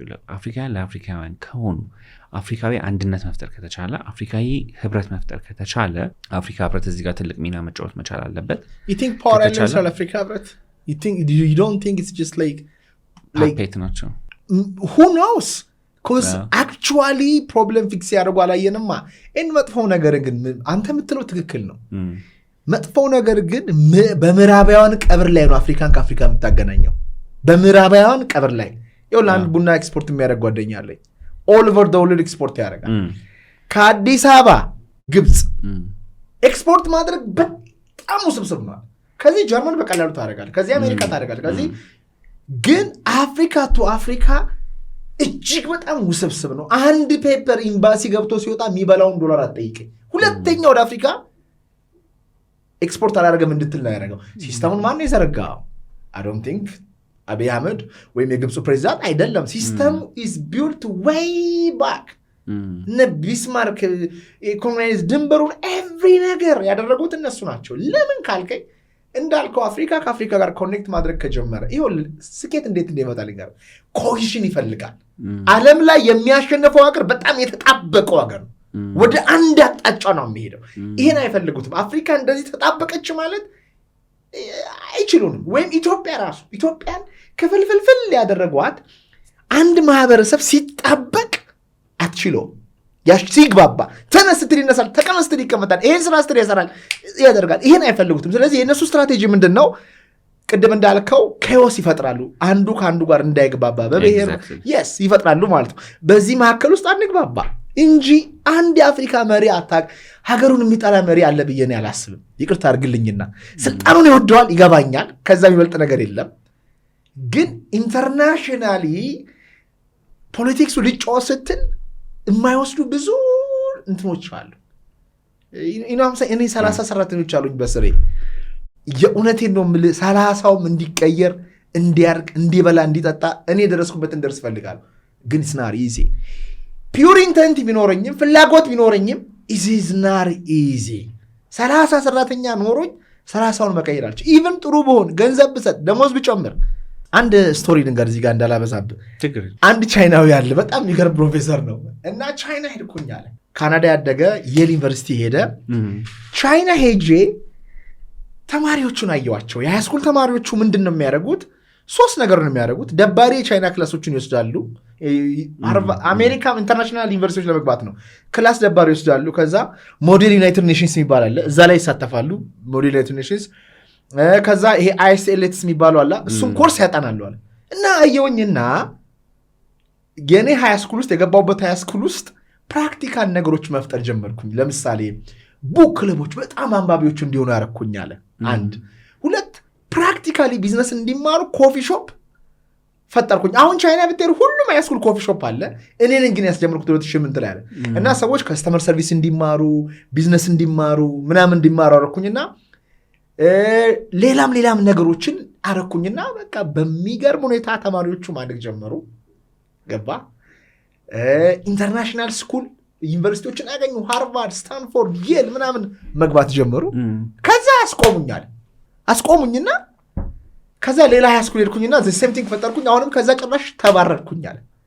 ያሳዘነኝ ነገር አለ በጣም ያስገረመኝ ትምህርቱን ያስተማረኝ ማንም እኔ በመሄዴ አልተናደድም፣ ደስተኛ ነው። ኢቨን ተማሪዎች አለ ኢቨን ወላጆች they were happy ደግሞ ቀይሯቸው። ጌም ቲዮሪ የሚባል ነገር አለ እና ሰውየው ቁጭ አደረገና ሳለ ጌም ቲዮሪ ላይ ተጫዋቾች አሉ። ለምሳሌ ተማሪዎች አሉ፣ አስተማሪዎች አሉ፣ የትምህርት ቤቱ አስተዳደር አለ፣ ወላጆች አሉ፣ መንግስት አለ። እነዚህ ናቸው ፕሌይ የሚያደርጉት። ምንድን ነው የሚፈልጉት ብሎ የእያንዳንዱን አስቀመጠ። ተማሪ ምን ይፈልጋል? ተማሪ ለምሳሌ ዝም ብሎ አልፌ መመረቅ ነው የሚፈልገው፣ ጥበብ እውቀት አለ የሚፈልገው። አስተማሪ ደሞዝ ነው እንጂ ይሄ ደስ ብሎት በባሽ ማስተር አይፈልግም፣ ውሸት ነው። ደሞዟን ነው የሚፈልገው። ይሄ ከልቡ ሁሉም አይደለም ግን የአስተዳደሩ የሚፈልገው ሪች የሆኑ ከፋዮቹን ማርካት ነው። እኔ ሪሜምበር ዩኒቨርሲቲ ተማሪ ያለው እኛ ጋር የሚያስተምር መምህር ስኩል ኦፍ ምናምን እዚህ መጥቶ ማስተማር ጀመረና ተማሪውን ተቆጣው። አባትየው መጥቶ አስባረረው። ለልጄ አለው። ልጁ እንግዲህ እያደረገ ማስቲካ የበላ ክላሱ ሲያስቸግር እንደ ዩኒቨርሲቲ በላተ ተቀመጥ እንዲህ ታደርጋለህ ብሎ ስለተቆጣው አባትየው መጣና ልጁን አስተማሪውን አስባረረው። የእኛ መምህር ማለት ነው። ስለዚህ እነዚህ የትምህርት ቤቱ አስተዳደር የሚፈልገው ከፋዩን ማስደሰት ነው። ምንም ደመኛ ነው። መንግስት የሚፈልገው ደግሞ ወደ እኔ እንዳትገቡ እኔም ወደ እናንተ አልገባም።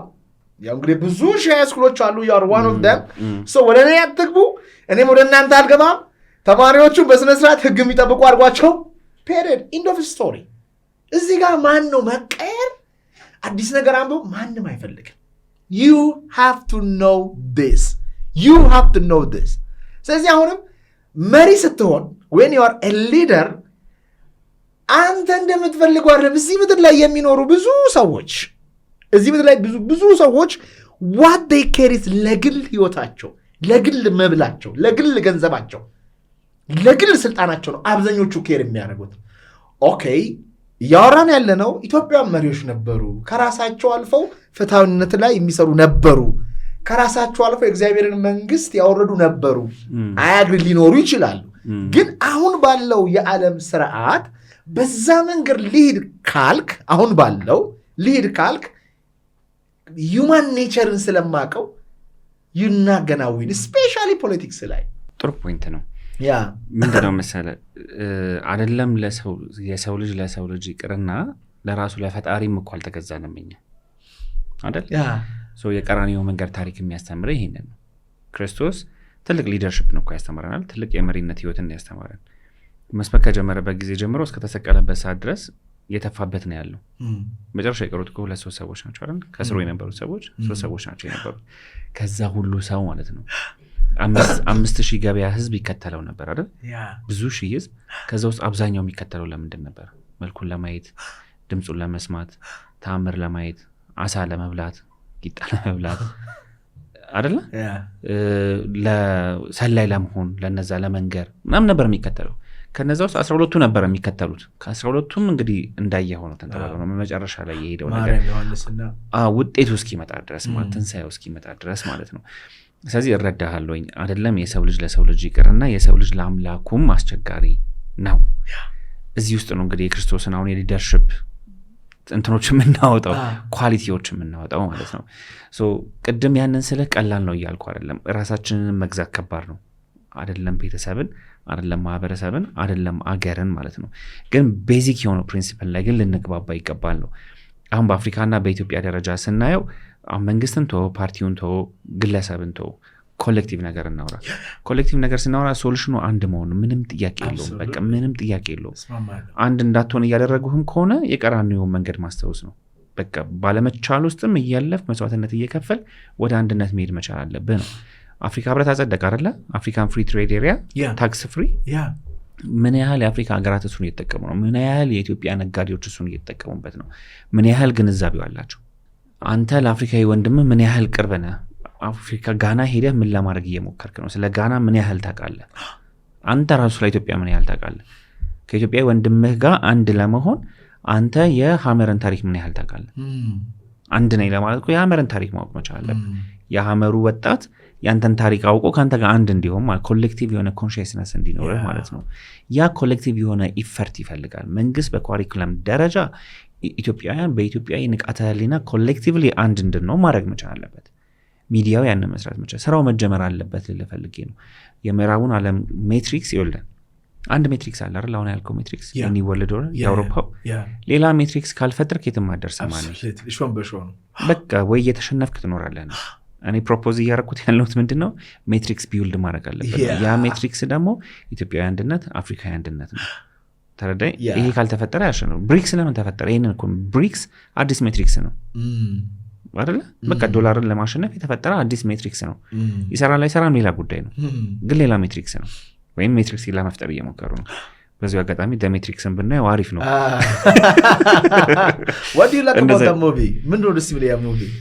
እነዚሁ ሀሳቦች አሉበት፣ ኢትዮጵያ የሆኑ ሀሳቦች አሉበት። ባይዘው መጨረሻ ኢትዮጵያ አይደለም የሚገቡት፣ መሰባሰቢያቸውም ኢትዮጵያ ነው ምናምን የሚያስረዳ የሜትሪክስን ምንድነው አሰራር እንድትረዳ ያደርጋል። ይሄ ለምሳሌ እኛ አሁን እየኖርን አይደለም አይደለ? በእነሱ ሜትሪክስ ውስጥ እየኖርን ይመስለናል እንጂ የኔ 1 ብርና 2 ብር የእነሱ ባንክ ውስጥ እንደሚገባ እነሱ እንደሚወስኑት አይደለ? በእነሱ ሜትሪክስ ውስጥ ነው። አንተ አቅም ያለ ነው ይመስለን እንጂ አንተ አቅም የለህም። ቅድም ያልከው ነገር ማለት። ስለዚህ አቅም ቢውልድ ማድረግ አለብን። የራሳችንን ሜትሪክስ መፍጠር መቻል አለብን። ይሄ ፓርቲዎች ይሄ ግንዛቤ ቢኖራቸው፣ የላቸውም እያልኩኝ አይደለም። በነገራችን ላይ ብዙ ፖለቲከኞች ጀነራሊ ብዙ ፖለቲከኞች I don't think they don't understand ዓለም ላይ የሆነ ያለውን ነገር ወይ ሌላ ሰዎች ከበስተጀርባቸው ይኖሩ አላቅም። የቢዝነስ ሰዎች ይገባሉ። they're fast አዲስ ወጣት የሆኑ መሪዎች they understand ወጣቶቹ you know what I'm saying ወጣት የሆኑ መሪዎች አሉ። ኤልሳልቫዶሩ he's amazing dude ታውቀዋለህ አይደለ?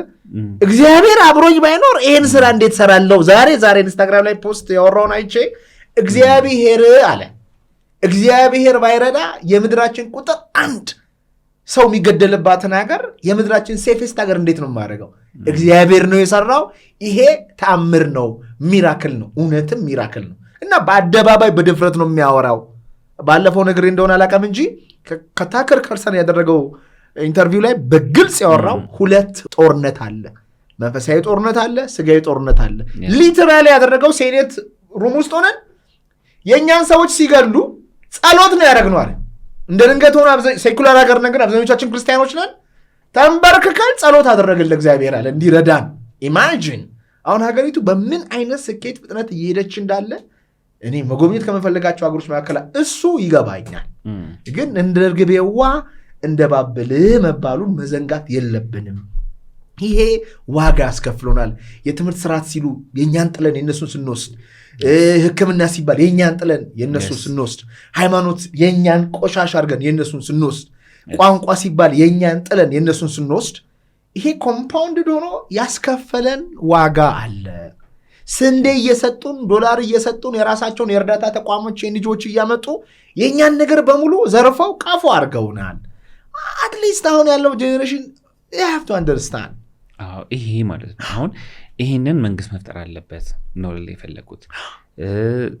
ጠቅላይ ሚኒስተር የሚሆኑ ማንም ሊሆን ይችላል። ኤክስ የተባለ የሀገሪቱ ፕሬዚዳንትና ጠቅላይ ሚኒስተር ፓርቲ፣ መንግስት፣ የፖለቲካ ፓርቲዎች፣ ሌሎቹም ተቋማቶች ይሄ ኢንላይትመንት ኖሯቸው አገርን በዚህ ቅኝት መቃኘት መቻል አለባቸው። አፍሮሴንትሪክ የሆነ ቲንኪንግ የሚጀምረው እኔ እናንተ መጀመሪያ ኢትዮሴንትሪክ የሆነ ቲንኪንግ ሲኖረን ነው። ተረዳኝ? ሁሉንም ነገር ለኢትዮጵያ ለኢትዮጵያውያን፣ ሁሉም ነገር ለአፍሪካ ለአፍሪካውያን ብለን ቢውልድ አፕ ማድረግ መጀመር መቻል አለብን። ቀጣዩን ትውልድ እሱን ማስተማር መጀመር መቻል አለብን። አትሊስት ዝግጁ እንዲ በእኛ ባያልቅ ልጆቻችንን ግን ዝግጁ ማድረግ መቻል አለብን። ለዛኛው ዋር ወይ ደግሞ ለዛኛው ድል፣ ወይ ለጦርነት ዝግጁ መሆን መቻል አለባቸው፣ ወይ ለድሉ ዝግጁ መሆን መቻል አለባቸው፣ ወይ ደግሞ የድሉ ተጠቃሚ መሆን መቻል አለባቸው። ወደ ኢትዮጵያ ትንሣኤ ተረዳይ? በቃ የኢትዮጵያ ትንሣኤ አዲስ ሜትሪክስ ነው ለአንቲ ኒው ወርልድ ኦርደር ማለት ነው። ሶ ላይክ የት ነው ሜትሪክሱ የሚጀምረው? ላይክ ከግለሰብ ድረስ አሁን ባለፈው ያወራኝ በጣም የገዛኝ ነገር አለ። የኢትዮጵያ ትንሣኤ የንቃተ ህሊና ትንሣኤ ነው፣ የኮንሽስነስ ትንሣኤ ነው።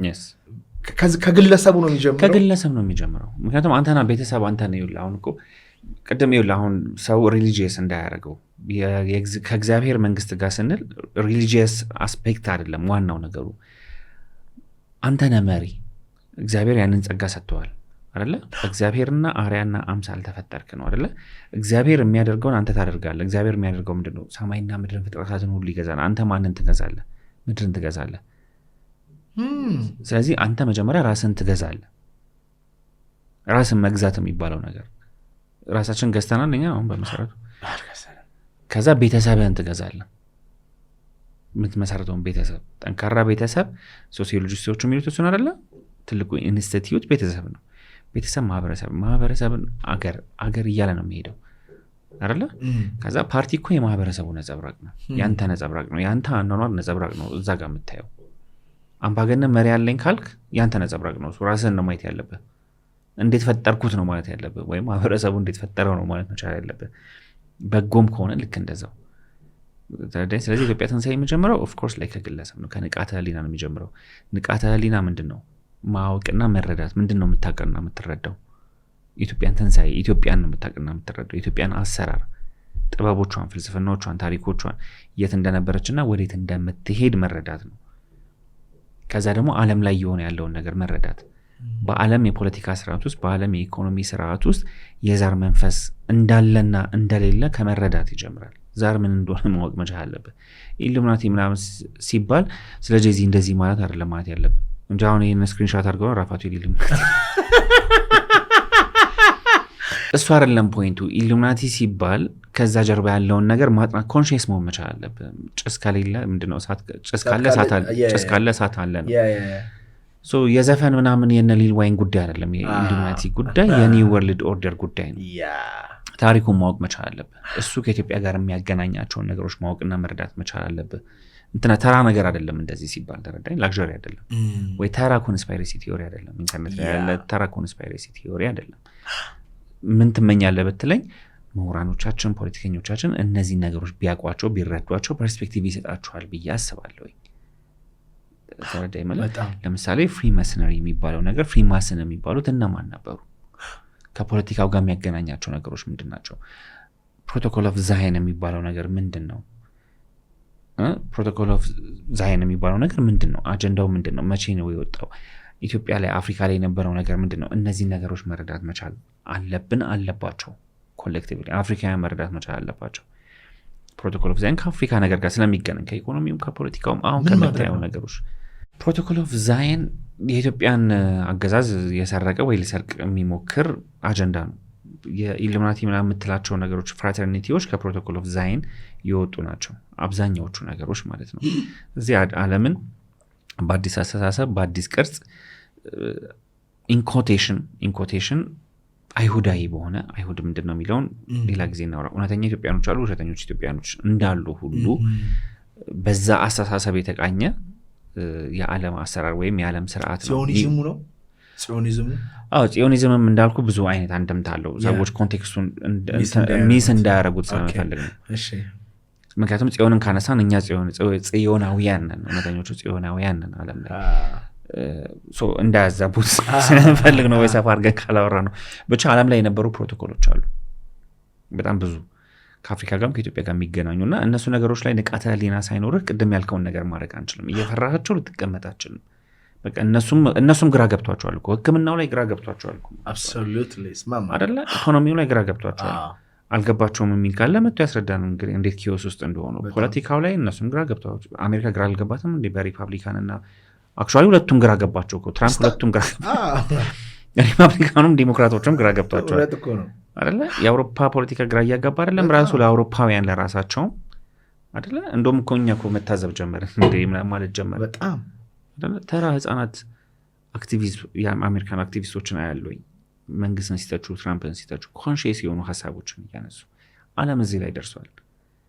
አዲስ ፍልስፍና ይፈልጋል፣ አዲስ አስተሳሰብ፣ አዲስ ሊደርሽፕ ይፈልጋል።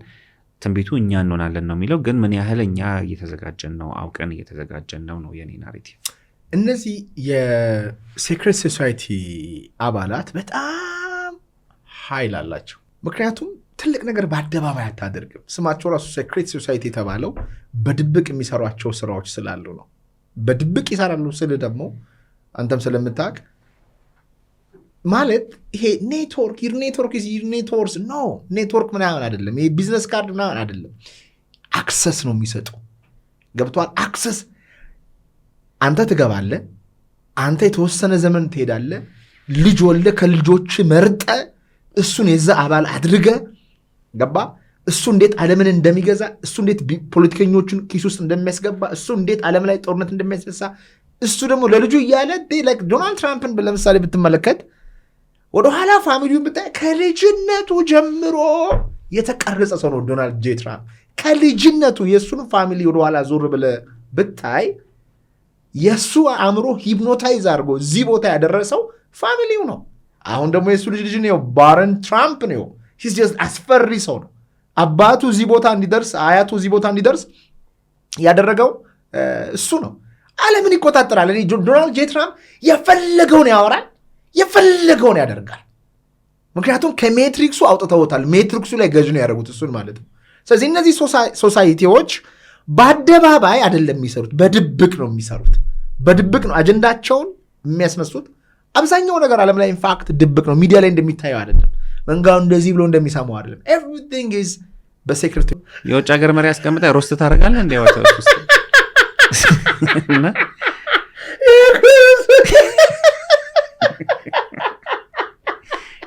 የግብፁንም ሰሞኑን እያወራው ተሳቆ እንዲሁ እያየ ማለት ነው።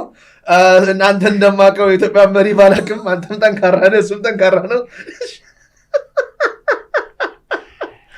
ኦማይ ጋድ እኔ ድብቅ አለመሆኑ ደስ ይለኛል። ማዝናው ቬንዙዌላ ጋር ጦርነት ቢገቡ ስንት ሚሊዮን ሰው እንደሚሞት እና ብዙ ብቻ ከእሱ ጋር በተያያዘ ብዙ ልታነሳቸው ትችላለህ። እና ሴክሬት ሶሳይቲ እኛ ኢትዮጵያኖች እኮ ናቸው የመሰረቱት። ለሴክሬት ሶሳይቲው መነሻዎቹ ኢትዮጵያኖች ከእኛ ተምረው እኮ ነው ሴክሬት ሶሳይቲ የሚባለውንም ነገር ዴቨሎፕ ማድረግ የጀመሩት።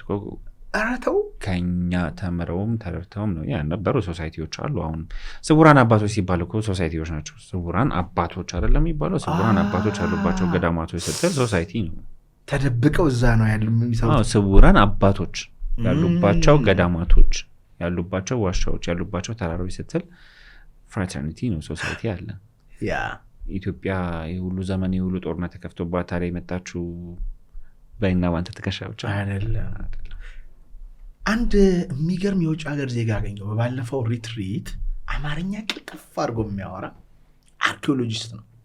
ጋብዛኝ አታውቅም ባይዘው ሪትሪት ላይ ትሄዳ መሽ ፍሪ ታይም ሄዱ አመቻቹለታ መሄዳሉ። በጣም ለእኛም እዛም ለሚሄዱ ሰዎችም ትልቅ ጥቅም ይሆናል ብዬ በዚህ አጋጣሚ ጋብዙ። በጣም ችግር የለውም። 26ኛው ዙር ሪትሪት ምዝገባ እያደረግን እንገኛለን። 098729 ላይ ደውላችሁ ተመዝገቡ። አንተ በሚመች ቀን ባለፈው ዶክተር አብርሃምን ወስደናቸዋል። በአሁኑ ወይም በቀጣዩ ደግሞ አንተን እንወስዳለን። እሱም የሚገኝበት ይሆናል ማለት ነው። እዛ ላይ ስሄድ የሚገርም አርኪኦሎጂስት አገኘው። ዩ ሃቭ ኖ አይዲያ። አማርኛ ቅልብጭ አድርጎ ይናገራል። ሚስቱ አበሻ ናት። ኢትዮጵያን በፍቅር ነው የሚወዳት። ሺ ሊትራሊ ሴድ ቱ ሚ አንደር እንትን ሲቲ አግኝተናል። ሊትራሊ ከተማ አግኝተናል፣ ሪሰርች አድርገናል። አንደር እንትን የተገነባ ኢሮፕ ድረስ አለ ኮሚኒኬሽን ያላቸው። ስልኩ ስላለኝ ፈልጌ ካገኘው ታገናኛለሁ ፕሮባብሊ ማለት ነው። እና አግኝተናል እስከ ዴንማርክ ምናምን የተጻፉ ደብዳቤዎቹ ምናምን ነገር አግኝተናል አለኝ። እና አባ ተስፋ ስላሴ ሞገስም ደግሞ የአንደርግራውንድ የሆኑ የፒራሚድ ከተማዎች አሉ ብለው ነበረ። ባህር ዳር ብዙዎች ያስታውሱታል። የፒራሚድ ከተማ ዋካንዳ ሲቲ የሚባል ሊገነባ አልነበረ? እቅዱ አልነበረ? እነሱ ሰዎች በቢዝነስ ፕላናቸው ላይ ሜንሽን የሚያደርጉትም የሚያምኑትም ምንድነው መሰለህ? ጣና አካባቢ ላይ ሂድን ኢምፓየር አለ ብለው ነው የሚያምኑት። የውጭ ሀገር ዜጎች ናቸው። ሂድን ኢምፓየር አለ ብለው ነው የሚያምኑት፣ የምርም ማለት ነው። እና እዛ አካባቢ ላይ የተሰወረ ሶሳይቲ እንዳለ የኢትዮጵያን ጥበብ ስልጣኔ የያዘ የሚነሳ ቅድም ያልነውን የኢትዮጵያ ትንሣኤ የሚባለው ዘመን ላይ የሚገለጥ ቴክኖሎጂ እንዳለ አምነው የመጡ አካላቶች ናቸው እነዚህ አካላቶች። እንደዚህ አይነት ነገሮችን ማጥናት የሚፈልጉ ሰዎች ቢሄዱ ብዬ መመክረው አንደኛው ቦታ ሰሜን ተራራ ብዙ ሰዎች እንደዚህ ያላሉ። ራስ ደጀን በጣም ብዙ ሚስጥር አለ፣ በጣም ብዙ ጥበብ አለ እዛ አካባቢ ላይ። በነገራችን ላይ በጣም ብዙ ይሄን ነገር ልንገርህ፣ የብሔረ ሕያዋን ተምሳሌት ነው። ብሔረ ሕያዋን ያሉ ቅዱሳን አባቶች የሚወጡበት የሚወርዱበት የሚያስተምሩበት ቦታ ነው። አስተማሪ ካለ ምን አለ? ተማሪ አለ። ኤግዛክትሊ። ስለዚህ ሶሳይቲ አለ። የኢትዮጵያ ትንሣኤ የሚባለው ጊዜ ላይ ዝግጁ የሚሆኑ ሰዎች አሉ። በዚህም በስጋም በነፍስም እየተሰራ ነው። ብሔረ ሕያዋን ምን እንደሆነ ለስ ግባስ ብሪፍ የሆነ ግልጽ ነገር መስጣቸው። ብሔረ ሕያዋን ማለት እዚህ ኖረው ሌላ ዳይሜንሽን ነው። የመሬት ሰማያት የሚባሉ 5 ሰማያቶች አሉ። ብሔረ ሕያዋን አለ፣ ብሔረ ብፁዓን፣ ገነት፣ ሲኦል እና መሬት። መሬት እቺ ነች እኛ የምንኖርባት ማለት ነው። መሀል ላይ ነች። በምስራቅ ገነት አለ፣ ሲኦል አለ በምዕራብ፣ ብሔረ ሕያዋን በሰሜን፣ ብሔረ ብፁዓን በደቡብ ማለት ነው። በሰሜን በኩል ከሰሜን ተራራ ጋር ፓራላል ዩኒቨርስ እንደሚባለው ማለት ነው፣ እንደዚህ ይገናኛሉ።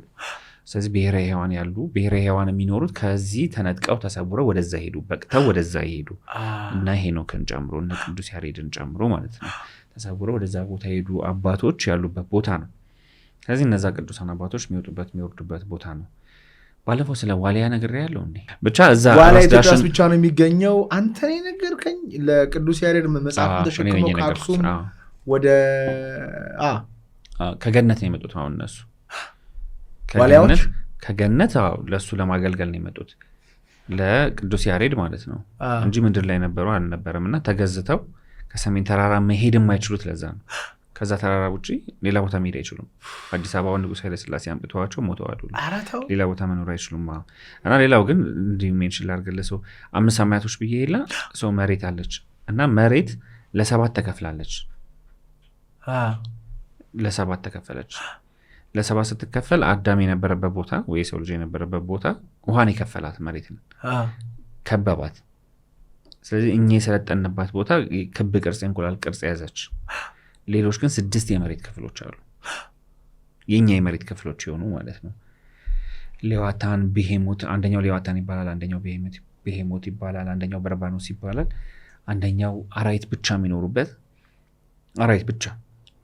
አለ። አንደኛው በረዶ ብቻ ያለበት የመሬት ክፍል አለ፣ ያልደረስንባቸው ማለት ነው። አቫታር ማለት ነው። ወደዚህ የመጣ ነው ለምንድን ነበር? እና የሚስጥር ማህበረሰቦች አሉ ወይ በእነዚህ ተራራማዎች አካባቢዎች ላይ ወደ አሰቦት ስትሄድ፣ አፋር ስትሄድ፣ የረር ስትሄድ። የረር የት አካባቢ ነው? በዚህ የረር ተራራ ደብረ ዘይት አዲስ አበባ። አሁን አዲስ አበባ ሆኗል በዚህ በኩል። ላይክ አንዲት ወዳጅም አለች የንጉሳውያን ዘመድ የነበረች እና ከጀርመን ሀገር መጥተው ስለ መንፈስ በጣም እያጠኑ ነበረ። በጣም በሚገርም ሁኔታ መንፈስ ምንድን ነው እያሉ የተለያዩ አባቶችን እየዞሩ ኢትዮጵያ ውስጥ እያጠኑ እያገኟቸው ነበር። እና እሷ ኤክስፒሪየንሱን ስትነግር በቃ ይገርማል። እና የአንድ ሀገር ኤምባሲ ነው ያስቆማቸው። የአንዲት ሀገር ኤምባሲ ይህንን ፕሮጀክት ለ11 ዓመት እያጠኑ አስቆማቸውና ስትነግረኝ ማን ያዘዋል? በህይወት መጎብኘት ያለብህ ቦታ ቢኖር የሰሜን ተራራ ነው፣ እዛ ቦታ ሂድ። ሰሜን ተራራ ላይ ቅዱስ ያሬድ አሁን ድረስ ያስተምራል። ከብሔረ ብፁዓን ነው ከብሔረ ሕያዋን ወጥቶ ብዙ ሊቃውንቶች ያስተምራል። በናቀ አልነበረብኝም ባላቅም፣ ግን እዛ ያሉ አባቶች ይህንን ይነግሩሃል። እዛ ብዙ ሚስጥር ብዙ ጥበብ አለ። አሁን እነዚህ የሚማሩ ሰዎች በኢትዮጵያ ትንሣኤ ጊዜ ለኢትዮጵያ የሚሰሩ ለኢትዮጵያ የሚያገለግሉ ሰዎች እንደሆኑ ነው የሚነገረው። እና በተለያዩ ሀገራችን ክፍሎች ውስጥ የተለያዩ የስውራን ገዳማቶች አሉ፣ ስውራን ዋሻዎች አሉ። በእነዚህ ውስጥ በጣም በርካታ ኢትዮጵያውያን ይማራሉ፣ ያጠናሉ ብለው አባቶች ያስተምራሉ። ቤተሰቦች ደግሞ አለ። ብዙ ጊዜ ይቻሉ። ለመጀመሪያ ጊዜ ስሜቱ እንዴት ነበር? ለመጀመሪያ ጊዜ ሲሄድ አላውቀውም፣ ግን አውቀዋለሁኝ። በምናብ አውቀዋለሁኝ፣ በታሪክ አውቀዋለሁኝ። እና ዝም ብዬ ነው የሄድኩት ተነስቼ። እና የሆነ ሰው በቃ እንደሚያገኘኝና እንደሚያግዘኝ እንደሚወስደኝ ያውቅ ነበረ። እና ሄድን። ጎንደር ሄድኩኝ። ፌስቡክ ላይ ጻፈልኝ ያለች አሁን ድረስ በጣም ጥሩ ወዳጄ ነው። ስለሚገርመኝ ነው ነገር አገኘኝ። ስለ ሰሜን ተራራ ልነግረህ ነው አለኝ። እኔም ሰሜን ተራራ ለመሄድ ነው የመጣሁት አልኩት። አብረን ተያይዘን ሄድን። ከባህር ዳር ሩቅ ነው? ከጎንደር ነው የሄድኩት። ከጎንደር ደባርቅ ትሄዳለህ። ከደባርቅ በኋላ ያው በጣም ሰፊ መንገድ ነው ወደ ውስጥ ፓርኩ። አንድ ሳምንት ይዘህ ብትሄድ ቆንጆ ነው በጣም። ከዛ ያው ቅዱስ ያሬድ የተሰወረባት ገዳም አለች። እዛም በጣም ብዙ አባቶች አሉ። ብዙ ድንቅ ነገር አለ በጣም። በተለይ ከኢትዮጵያ ትንሣኤ ከዓለም ሁኔታ ጋር በተገናኘ ለመረዳት ከፈለግ ነገ ብድግ ብለህ መሄድ ያለበት እዛ ነው። ሴፍ ነው እንዴ? ጥሩ ነው። አሁን ጥሩ ነው። አሁን ሰሞኑን ሁኔታ ቃል አንተ እኔ ጥምቀትን ጎንደር አክብሬ ነው የመጣሁት። የአሁን ፊልም ፎቶ ነው እንዴ? ጎንደርማ ሴፍ ነው መሰለኝ። አሁን ሴፍ ነው። ያው ራስን መጠበቅ አለብህ፣ ግን ሴፍ ነው። ዋው። እንደው ግን ፐርሰናል የምታገኛቸው ሰዎች አሉ? ልክ እኔ እንደዚህ አግኝተህ በሚዲያ እንደምታወራው ከሚዲያ ውጭ ደውላችሁ ስለዚህ ሀገር ስለ ኢትዮጵያ ትንሣኤ የምታገኛቸው ሰዎች አሉ? ተስፋ የሆኑ ዋው ይሄ ሰውዬ እኮ አለ ያ ሰውዬ እኮ አለ ብለህ አእምሮ ላይ ሆፕ የሚሰጡሃሉ? የሚገርምህ ከማውቃቸው ሰዎች በላይ የማላውቃቸው ሰዎች ተስፋ ይሰጡኛል። አዲስ የማውቃቸው ሰዎች መጥተው ልጆች አሁን በቃ 16-15 ዓመት ልጆች መጥተው ስለ ኢትዮጵያ ትንሣኤ እንደዚህ ብለው ሲያወሩልህ ትደነግጣለህ። ምክንያቱም ቅድም የነገርኩህ ነገር አለ። በጣም ብዙ ሰው ስለ ኢትዮጵያ ትንሣኤ ያስባል፣ ይጨነቃል አሉ። በጣም ብዙ ሰዎች አሉ የሚጽፉልኝ፣ የሚያወሩ፣ የሚደውሉልኝ። የሚያውቁት እውቀት ራሱ የሚያስደንቅህ ለአንተም አዲስ እውቀት የሚሆንህ ሰዎች አሉ። አንድ ጊዜ ግን እዚህ ጋር 2 ሰዎችን ጨምርና ወንበር ጨምረን 4 ማይክ አድርገን ዲስከስ። ምክንያቱም ዛሬ ስለ ኢትዮጵያ ትንሣኤ ስታወራ ነዘረኝ። ልክ ጉስፓም ፌርነሱን ሳስበው ዩቶፒያ የሚባለው ዓለም አለ አይደለ? እሱ እኮ ይሄኛውን ትንሣኤን ስለሚናፍቁት አስቀድሞ እየሳሉት ዓለም ነው ኢትዮጵያ። ሌላም እንደው ከስር ኮሜንት ሲያደርጉ ያየሁት ዶክተር መስከረም እሷንም ማምጣት አለበት። ዶክተር መስከረም ስለ ኢትዮጵያ የጻፈችው ነገር አለ። ባለፈው ግን የሆነ የተነሳ እሳተ ገሞራ ነበረ አፋር አካባቢ ተስታውሰዋለህ? እና ዓለም ላይ በቃ በጣም ነው። እና ስለዛ ደግሞ ትንቢት አለ እያልከኝ ነበር። ዓለም ያልዘገበው ሚዲያ የለም። እንዲሁም ኢትዮጵያ ውስጥ ብዙ አልተወራም። እኔ ትልልቅ ሚዲያዎች ላይ ነው ያየሁት። ምንድን ነው ያልሰማሁት ነገር አለ እንዲህ ብዬ ቼክ ማድረግ ጀመርኩኝ። ኢንተርናሽናሊ ብዙ ፕሌኖች ፍላይቶች ካንስልድ ሆነዋል። በጣም መነጋገሪያ ነበር። ለዛ ትንቢት አለ ብለህ ነበር አንተ። አንድ አባት ነበሩ እዚህ አዲስ አበባ ውስጥ ምናልባት የሚያውቋቸው ሰዎች ካሉ እንደው ለትዝታ አባ ገብሬ ይባላሉ። ግቢ ገብርኤል አካባቢ ነበር። አሁንም አሉ? አርፈዋል። በጣም ትልቅ አባት ናቸው።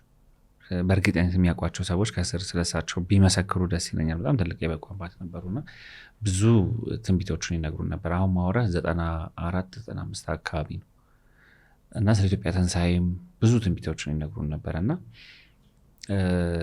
እሳቸውም ያው ደስ የሚለው ምንድነው መሰለህ አንድ አባት ከሌላ አባቶች ነው የሚነግሩህ ነገር የሆነ ፖይንት ላይ ይመጣና ዶቱ ሲንክሮናይዝ ያደርጋል። እና ምን አይነት ነገሮች አሉ መሰለህ አዲስ አበባ ውስጥም ሊፈነዳ የሚችልበት እድል እንዳለ ትንቢቶች አሉ። በተለይ ከዚህ ከኤረር አካባቢ ማለት ነው።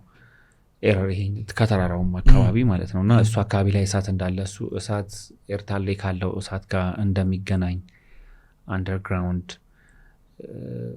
የሚነገሩ ነገሮች አሉ። በዋሻም ብዙ ሪሶርሶችን በዛ ውስጥ እንዳሉ ማለት ነው። ያው ለብሶ ተረት እንዳይመስል ነው ድፍንፍና አርጌ የምነግርህና ኤርታሌ ያለው ነገር ከዚህ ጋር እንደሚገናኝ አፋር አካባቢ ያሉ ገዳማቶች፣ አፋር አካባቢ ላይ የተሰሩ የሚባሉት ፒራሚዶች፣ እዚህ አካባቢም ከተሞች የተሰወሩ ፒራሚዶች አሉ። እነሱ እርስ በርስ ውስጥ ለውስጥ እንደሚገናኙ ኢትዮጵያ ትንሣኤ ሲባል ያው እነዚህም ነገሮች ይገለጡ የለ አባ ተስፋ ስላሴ ያው መጽሐፋቸው ላይም አፈሩ ያዳፈናቸው አፈር ይገለጣል ይላሉ።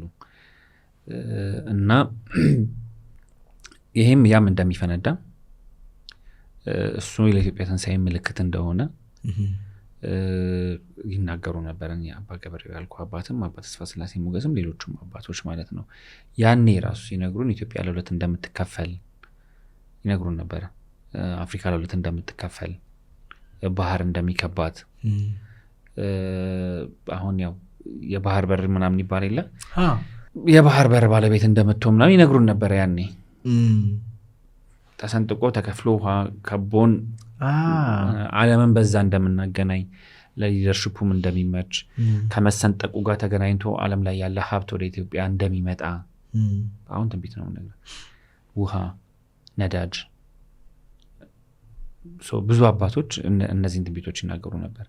እሳተ ገሞራ ይፈነዳል። በፈንዳቱ መሬት ለሁለት ይከፈላል፣ ይሰነጠቃል። አሁን ሳይንሱ እየነገረ ያለው ነገር አሁን የሆነ ስለሆነ አይደለም የምነግርህ። ቅድም ሜንሽን ያደረኩት የሰሙ ሰዎች እንዳሉ ስለማለት ነው።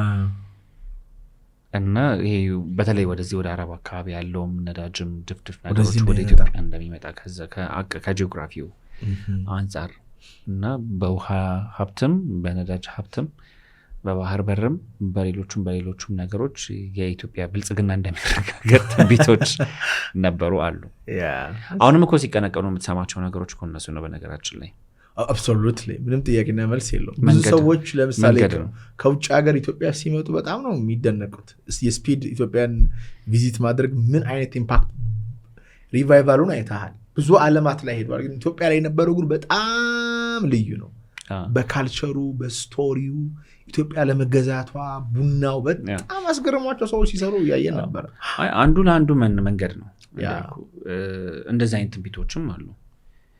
እንደውም ልክ እሺኛውን እንኳን ተው ግን ለምን ከመተው ልንገርህ። እሺ ጠቅላይ አብይ አህመድ ስልጣን እንደያዙ ባገኛቸው ብዬ ምን ነበር እንደዚህ አይነት ሀሳቦችን ቁጭ ብዬ ብነግራቸው ብዬ አስብ ነበር። ስለ ኢትዮጵያ ትንሳኤ ስለ ትንቢቶቹ ከደም ኢትዮጵያ የሚመራ ሰው እነዚህ ነገሮች ማወቅ አለበት ብዬ ስለማስብ ማወቅ አይጎዳው። ባይጠቅም ራሱ አይጎዳም። ለምን ተውከው? ካገኙኝ ደስ ይለኛል፣ ነግራቸዋለሁ። ካገኙኝ ነው ጠቅላይ ሚኒስትሩ ስራ ተዋጣጋል ይመጣ ካገኙኝ ነግራቸዋለሁ።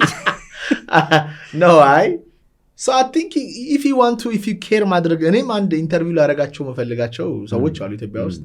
አንዱ እሳቸው ናቸው። እኔ ፐርሰናሊ how they think ባውቅ ደስ ይለኛል። ዝም ብሎ ሌላ ሚዲያዎች ላይ ካለው ኢንተርቪው በተለየ መንገድ እንዴት እንደሚያስቡ እንዴት ቀናቸውን እንደሚውሉ what they believe in ከቃል ከአንደበታቸው የሚወጣው እርግጠኝነት ስለሚያስገርመኝ ወዴት እየወሰዱን እንደሆነ ባቅ በጣም ደስ ይለኛል just personally። አይ እንትን እኮ ነው። አሁን አዝማሪ ምን አለ ይባል ነበር አይደለ? እረኛ ምን አለ ይባል ነበር። እረኛ ኮንቴክስት ስላለው ነው፣ ከተመታች ያለውን ነገር በደንብ ስለሚያውቅ ማለት ነው። እና ነገስታቶቹ ያስጠሯቸው ነበር እኮ እረኛ አይደለ? አዝማሪዎቹ ይጠሩ ነበር አይደል? ሶ ስታስበው እኔ እናንተ ማግኘታቸው ኢትስ ኢምፖርታንት በጣም። ስለዚህ ይሄ ፐርሰናል ስታታቸው እዚህ ጋር በመናስቀምጠው ስግደ የምሬን ነው የምልህ። ላይክ እኔ እናንተም ባይሆን የዚህ እውቀት ሀሳብ ባለቤት የሆኑ ሰዎች ለምሳሌ ጠቅላይ ሚኒስትር አብይ አህመድ ሐኪም አንበበችን ቢያገኟቸው ይጠቀማሉ እንጂ አይጎዱ።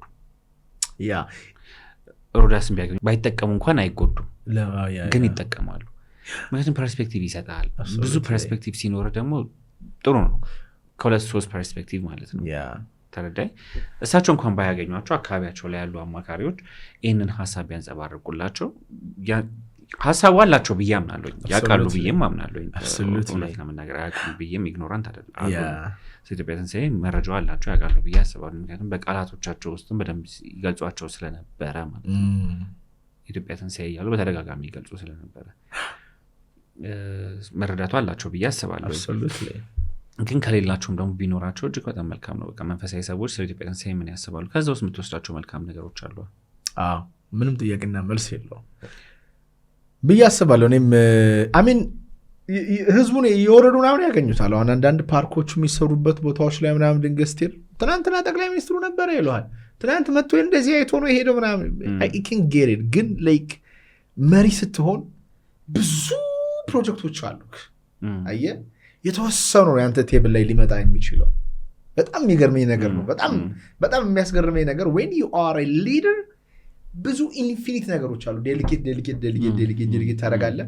አንተ ጋር ግን የሚወጡት በጣም የተወሰኑት ናቸው። ግን ያወራኸው ነገር ያስኬዳል። እኔ ምንም ይሁን ምንም ማንም ይሁን ምንም ከየትኛውም ብሔር ይምጣ ኢትዮጵያዊ ሆኖ አሁን ባወራነው ኮንሴፕት አይደል ኢትዮጵያዊ ለምን አፍጋኒስታናዊ ማሆን አሁን በተወራው ሐሳብ የኢትዮጵያ ትንሣኤን እገዛዋለሁ። አሁን የተባለው ነገር እግዚአብሔርን የሚያስቀድም ፍትሃዊነት ያለው ሰውን የሚያሰለጠን ዓለምን የሚያዘምን ነገር ነው። ይሄ በቃ ቅዱስ ላሊበላ ይሄን ነው ያደረገው።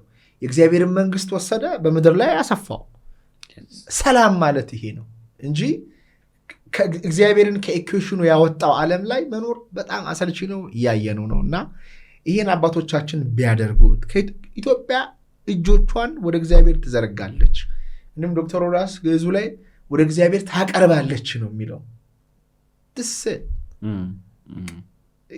ይሄ አንድ ትልቅ የትንቢቱ አካል ይመስለኛል። እና ወደ እግዚአብሔር የሚያቀርብ ፖለቲክስ ያስፈልገናል። የስ አሁን ላለው የዓለም ሾርት ተርም ጌን ዩ ካን ፕሌይ ዊዝ አሜሪካ፣ ዩ ካን ፕሌይ ዊዝ ራሽያ፣ ዩ ካን ፕሌይ ዊዝ ዩኤኢ የሆነ ነገር ልታደርግ ትችላለህ። ዊ ጌት ኢት አንደርስታንድ ኢትስ ፖለቲክስ። ዝም ብለው አይሆንም። እኔ እንደማስበው አይደለም ወይ ሁሉም ሰው እንደሚያስበው አይደለም። ፖለቲካው ተነስተህ ዝም ብለህ ኢትዮጵያ ምናምን ብትል ኮርክሞ ነው ችግኝ እያለ ይነቅለዋል። ዛፍ ከሆንክ ገባ ይንቁሃል። ዛፍ ግን ከሆንክ አይነቀንቁትም። ስለዚህ ይሄ አንድ ሰው ለብቻው የሚያደርገው ነገር አንተ ለብቻ እኔ ለብቻ የማደርገው ነገር አይደለም።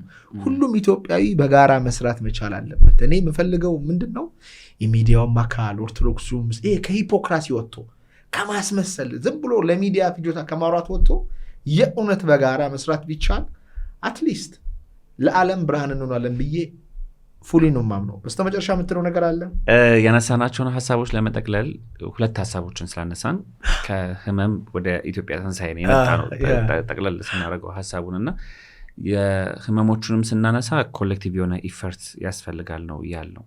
የኢትዮጵያ አገር በቀል እውቀት ላይ ያሉ የህክምና እውቀት ያላቸው ሊቃውንት አባቶች ወጥተው አንድ ላይ ሰርተው ህዝቡን ኪዩር ማድረግ መቻል አለባቸው እና ደግሞ ግንዛቤ መፍጠር መቻል አለባቸው የሚለውን ሀሳብ ነው ያነሳ ነው። ኢትዮጵያም ትንሣኤ ሲባል ከግለሰብ ጀምሮ ተቋማትንም ኢንቮልቭ የሚያደርግ የኢንላይትመንት ፕሮሰስ ነው። ፕሮሰሱ ችግኝን ዛፍ የሚያደርግ ፕሮሰስ ነው። ችግኙም ያስፈልጋል፣ ዛፉም ያስፈልጋል። መንቃት አለብን ነው። በዛ ፕሮሰስ ውስጥ ማለፍ መቻል አለብን። በኢንላይትመንት ፕሮሰስ ውስጥ ማለፍ መቻል አለብን። ለዛ ደግሞ ቫሊዩ ሊሰጥ ይገባል ብዬ አስባለሁ። ቫሊዩ ማለት ይሄ እውቀት ያላቸው ይሄ ኢንላይትመንት ያላቸው ሰዎች ቅርብ መሆን መቻል አለባቸው። ለህዝብ ቅርብ መሆን መቻል አለባቸው። ለአውደ ምሕረት ቅርብ መሆን መቻል አለባቸው። ለሚዲያ ቅርብ መሆን መቻል አለባቸው። ለመንግስት ቅርብ መሆን መቻል አለባቸው።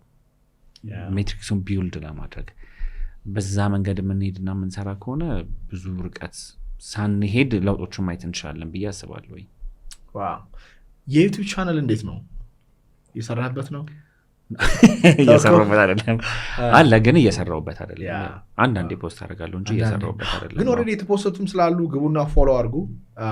በጣም ነው የማመሰግነው። እንግዲህ ውድ ከሆነ ስኬጁል ጊዜ ሰውተህ መተህ ይሄን የመሰለ በቀላሉ የማይገኙ ሀሳቦችን ስለሰጠን እናመሰግናለን። ሆፕፉሊ ድጋሚም የሆነ ኢሹ ሲኖር መደወል አይቀርም፣ እነሱም ሲፈልጉ መደወል አይቀርም።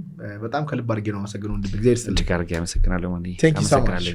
ክብራትና ክብራን 26ኛው ዙር ሪትሪት ምዝገባ እያደረግን እንገኛለን። በአርባ ምንጭ ሄዳችሁ መንፈሳችሁን አሳርፋችሁ ከተፈጥሮ ጋር ተገናኝታችሁ ሰዎች ጋርም ተገናኝታችሁ አዲስ ሰው ሆናችሁ ለመምጣት ካፈለጋችሁ 0987 29 ደውሉ። ውጭ ሀገር ሆናችሁ ኢትዮጵያ የሚገኙ ዘመዶቻችሁ፣ እህቶቻችሁ፣ ወንድሞቻችሁ፣ ልጆቻችሁ ጭንቀት ላይ ካሉ እንዲያርፉ ከፈለጋችሁ ሪትሪቱን ጋብዟቸው። እግዚአብሔር ይስጥልን። እናመሰግናለን።